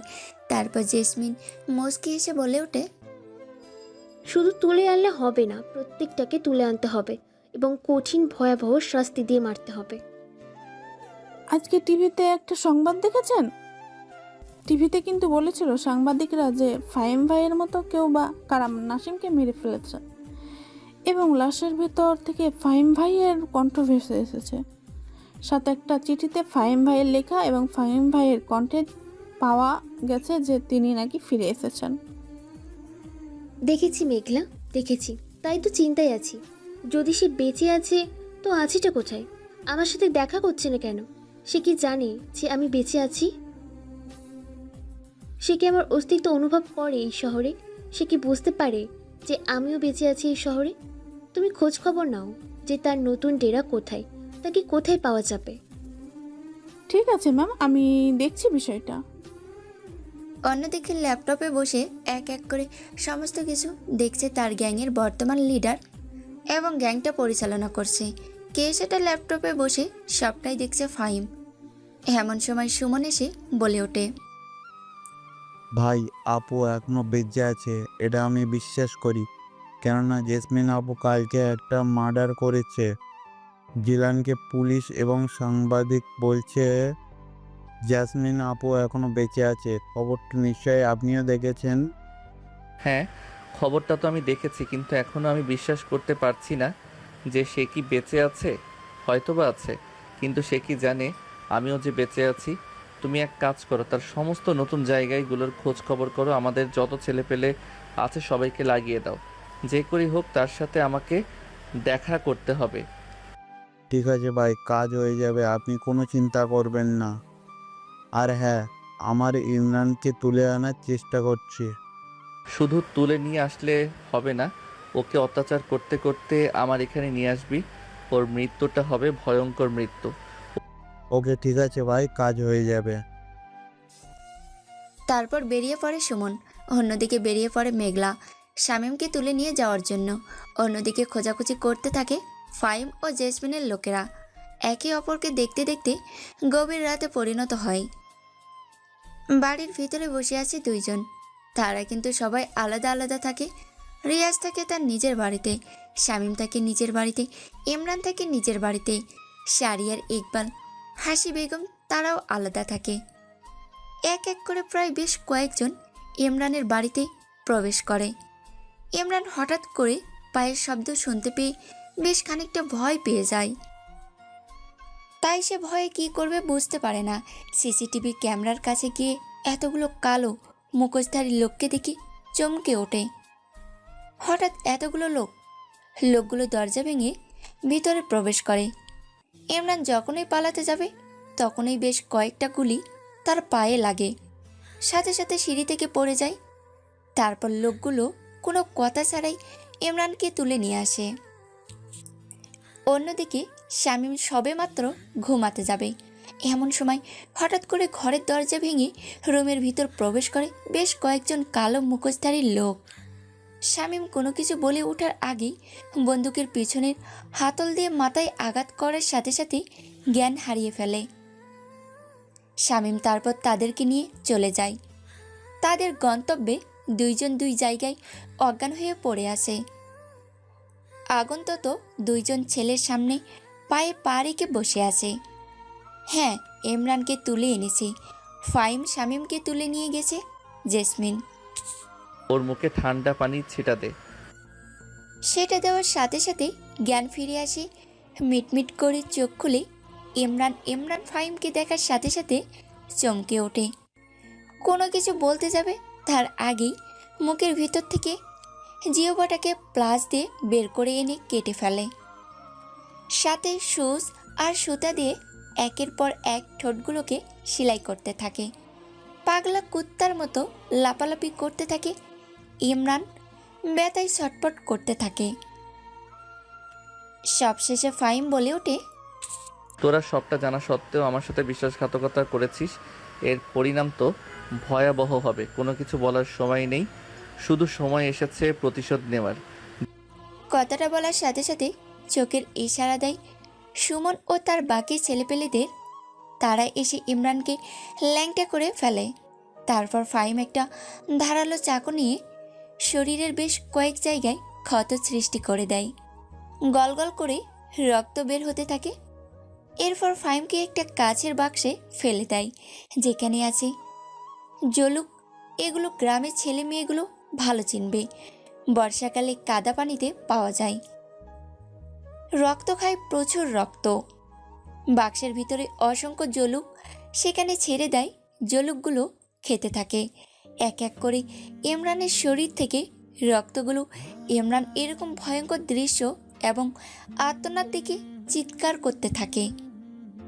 প্রচণ্ড শরীর ঘিরে ধরেছে, শরীরের এক অংশ পর্যন্ত দেখা যায় না, জলুক দিয়ে পরিপূর্ণ। অন্যদিকে গরম পানি ছেটা দেওয়ার সাথে সাথে জ্ঞান ফিরে আসে শামীমের। শামীম কিছু বলে ওঠার আগেই জেসমিন বলে ওঠে, মৃত্যুর জন্য তৈরি হয়ে নে, সময় নেই, সময় খুব সংকীর্ণ। কথাটা বলার সাথে সাথে ইলেকট্রিক্যাল শক দিতে থাকে। মুহূর্তের মধ্যে শরীরটা ঝলসে যায়। এরপর এক এক করে ব্লেড দিয়ে চামড়াগুলো কেটে শরীর থেকে আলাদা করতে থাকে। তারপর শরীরে লবণ ছিটে দেয়। শামীম শুধু চিৎকার করছে। তার চিৎকার ভালো লাগছে না, এজন্য তার মুখের ভেতর পুরা মবেল এবং আলকাতরা ঢুকিয়ে দিয়ে আগুন জ্বালিয়ে দেয়, একটা কাপড় ঢুকিয়ে দেয়। মুহূর্তের মধ্যে যেন মুখের ভিতরে থাকা মাথার মগজ সহ সব কিছু জ্বলে ছারকার হয়ে যায়। এরপর ফেলে দেওয়া হয় তাকে একটা আগুনের লাভার উপর। সেখানে মুহূর্তের মধ্যে পুড়ে ছাই হয়ে যায়। ছাই সহ বাক্সটা ফেলে দিয়ে আসতে বলে পুরনো সেই জায়গায়। অন্যদিকে সুমন ইমরানের লাশটাকে ফেলে দেওয়ার জন্য সে জায়গায় এসেছে। এমন সময় দুই গ্যাংয়ের গ্যাংস্টারগুলো দেখে ফেলে। দুজনের কাছে দুটো লাশ। হতবাক হয়ে যায়। তারা মেঘলা বলে ওঠে, কে তোমরা? আর এখানে এই লাশটা কার? তোমরা কার লোক? আর তোমরা কাকে মেরেছো? মেয়েটার মুখে এরকম কথা শুনে অবাক হয়ে যায় সুমন। সেও ভালো করে তাকিয়ে দেখতে পায় মেয়েটার হাতে একটা লাশ। সুমন সেও নিজে বলে ওঠে, এ কি তোমাদের হাতে কার লাশ? তোমরা কার লোক? তোমরা এখানে কেন এসেছো? আর হ্যাঁ, আমরা এই আন্ডারওয়ার্ল্ডের সবচেয়ে ভয়ঙ্কর গ্যাংস্টার ফাহিম ভাইয়ের লোক। তোমরা ফাহিম ভাইয়ের লোক? তাহলে তো জেসমিন আপুকে কথাটা বলতে হয়। আর হ্যাঁ, আমরা হলাম জেসমিন ম্যামের লোক। জেসমিন আপু তার মানে বেঁচে আছে? ও মাই গড, তার মানে তুমি জেসমিন আপুর লোক? হ্যাঁ। এই নাও আমাদের ঠিকানা। জেসমিন আপুকে নিয়ে আমাদের আড্ডাখানায় দ্রুত চলে আসো। এখন হবে নতুন করে আরো সুন্দর একটা খেলা। তারপর তারা লাশগুলোকে সেখানে ফেলে রেখে চলে যায়। মেঘলা গিয়ে জেসমিনকে নিয়ে রওনা দেয় গন্তব্যের উদ্দেশ্যে। জেসমিনকে কোনো কিছু জানায়নি সুমন, সেও কোনো কিছু জানায়নি ফাহিমকে। জেসমিন কিছুক্ষণের মধ্যে পৌঁছে যায় ফাহিমের আড্ডাখানায়। গোডাউনের দরজায় নক করে। তারা সুমন এসে দরজা খুলে দেয়। আনমনে নিজের মতো করে কাজ করছে। ফাহিম, জেসমিন, মেঘলা ভিতরে প্রবেশ করে। জেসমিন ফাহিমকে দেখে অবাক হয়ে যায়। জেসমিন কোনো কথা ছাড়াই দৌড়ে গিয়ে জড়িয়ে ধরে ফাহিমকে। হঠাৎ এমন হওয়াতে ফাহিম চমকে ওঠে। ফাহিম খুব কষ্টে মেয়েটাকে ছাড়িয়ে যখন কিছু বলতে যাবে তখনই দেখে জেসমিনকে দেখে দুইজনকে দেখে কেঁদে ফেলে। এভাবে অনেকক্ষণ নীরবতার মধ্য দিয়ে কেটে যায় সকলের সামনে। একে অপরকে পাগলের মতো চুমু খেতে থাকে, ভালোবাসায় আগলে নিতে থাকে। ফাহিম বলে ওঠে, জেসমিন আমার ভালোবাসা, তুমি এখনো বেঁচে আছো।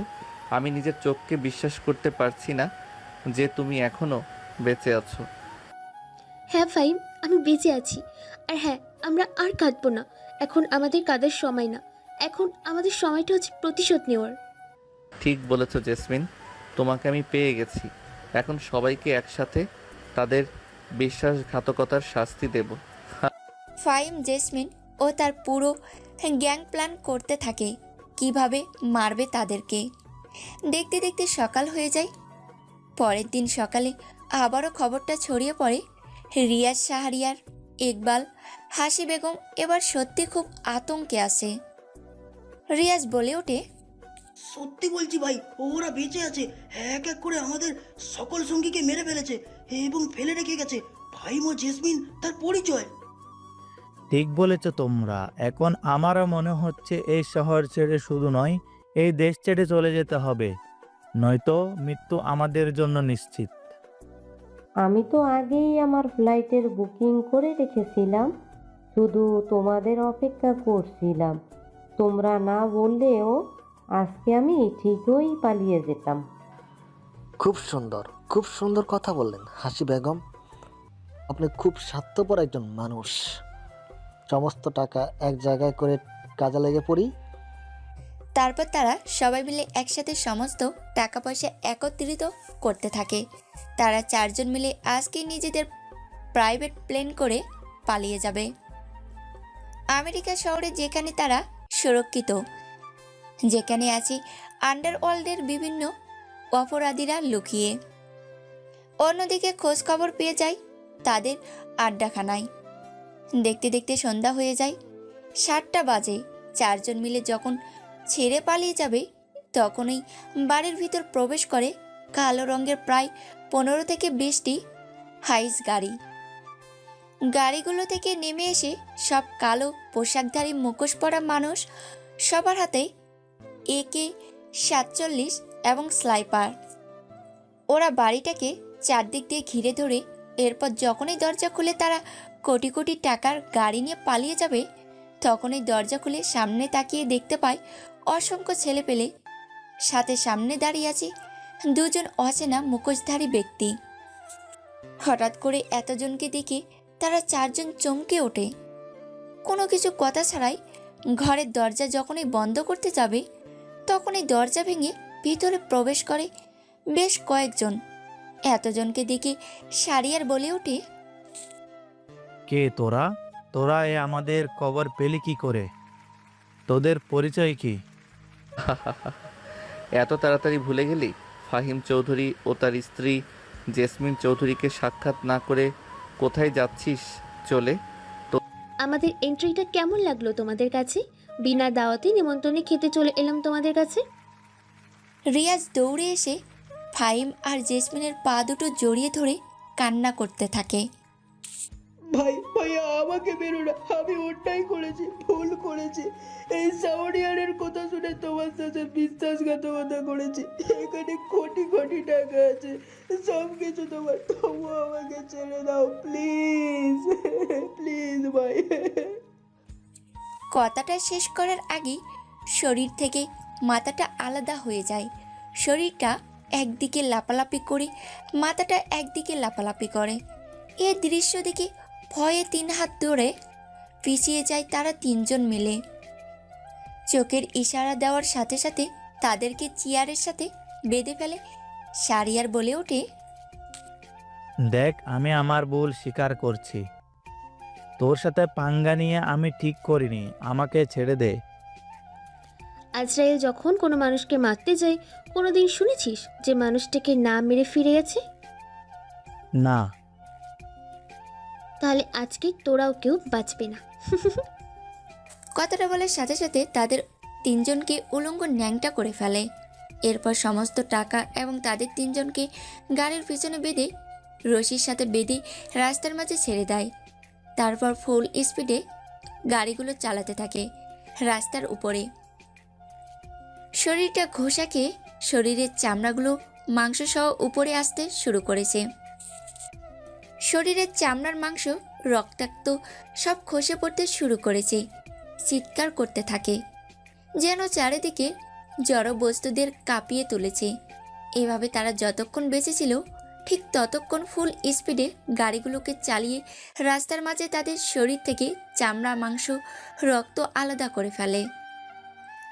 যতক্ষণ পর্যন্ত এক ফোঁটা মাংস তাদের শরীরে লেগেছিল, ততক্ষণ পর্যন্ত তাদের শরীরটাকে রাস্তার মাঝে ঘষাতে ঘষাতে তাদের জীবনটাকে বের করে দিয়েছে।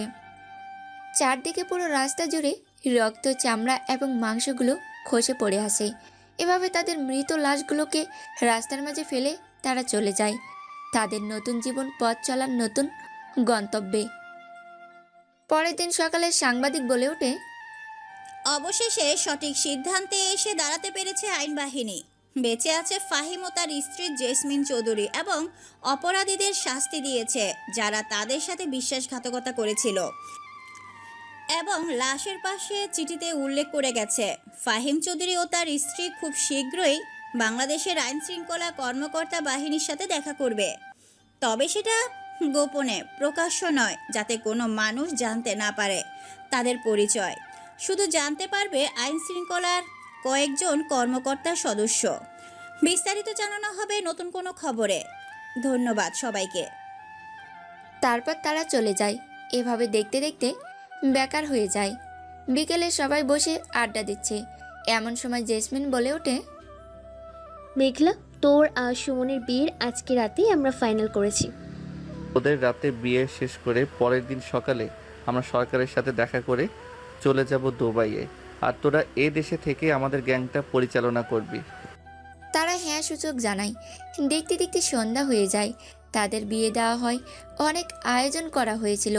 খাওয়া দাওয়া এবং আনন্দের মধ্যে তারা সময়টা পার করে। গভীর রাত।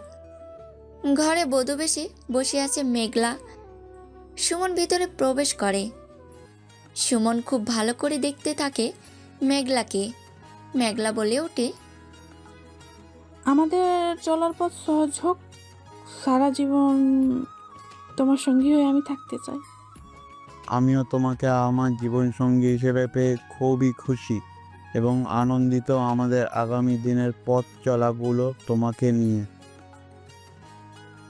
যেন পার করতে পারি এই আশা কামনা করি আল্লাহ তাআলার কাছে আমি। তারপর সুমন মেঘলাকে নিয়ে খাটে শুয়ে দেয়। এক এক করে সমস্ত গহনা খুলতে থাকে, তারপর পোশাক, তারপর দুজন দুজনকে বাসরাতে স্বামী স্ত্রী যেভাবে ভালোবাসার প্রথম রাত উপভোগ করতে থাকে ঠিক সেভাবে তারা হারিয়ে যেতে থাকে সমুদ্রের অতল সাগরে। অন্যদিকে ফাহিম বলে ওঠে, এতদিন পর আমার বউটাকে পেয়েছে, এখন কি আদর করতে পারি? জানি না আজকে সূর্য কোন দিকে উঠেছে যে আজকে তুমি নিজে থেকে আমাকে আদর করতে চাচ্ছ, যেখানে আদর খাওয়ার জন্য আমাকে তোমার সাথে ঝগড়া করতে হতো। যাই হোক, আমার তো এটা কপাল যে তুমি আমাকে আদর করতে চেয়েছো। আসো বাবু, আমাকে একটু মন খুলে আদর করো। তারপর ফাহিম জেসমিনকে মনে সুখে আদর খেতে থাকে। দুজন দুজনকে আদর করতে থাকে, দুজন দুজনের অস্তিত্ব মিলিয়ে নিতে থাকে। একই অস্তিত্বে সমস্ত কিছু এক এক করে খুলে ফেলে দেয়। সাধারণের ফ্লোরের উপরে তারপরে একটা সাধারণের চাদর টেনে নিয়ে গভীর অ্যামাজন জঙ্গল প্রবেশ করতে থাকে ফাহিম জেসমিনকে নিয়ে। আনন্দ ও ভালোবাসার মধ্য দিয়ে রাত পার করে। পরের দিন খুব গোপনে সবাই মিলে দেখা করে, সরকারের সাথে কিছু গোপন তথ্য এবং বিষয় কথা বলে। সন্ধ্যায় ফ্লাইটে রওনা দেয় ফাহিম আর জেসমিন দুবাইয়ের উদ্দেশ্যে, এবং এই দেশের সমস্ত কিছু পরিচালনার দায়িত্ব বুঝিয়ে দেয় সুমন আর মেঘলাকে।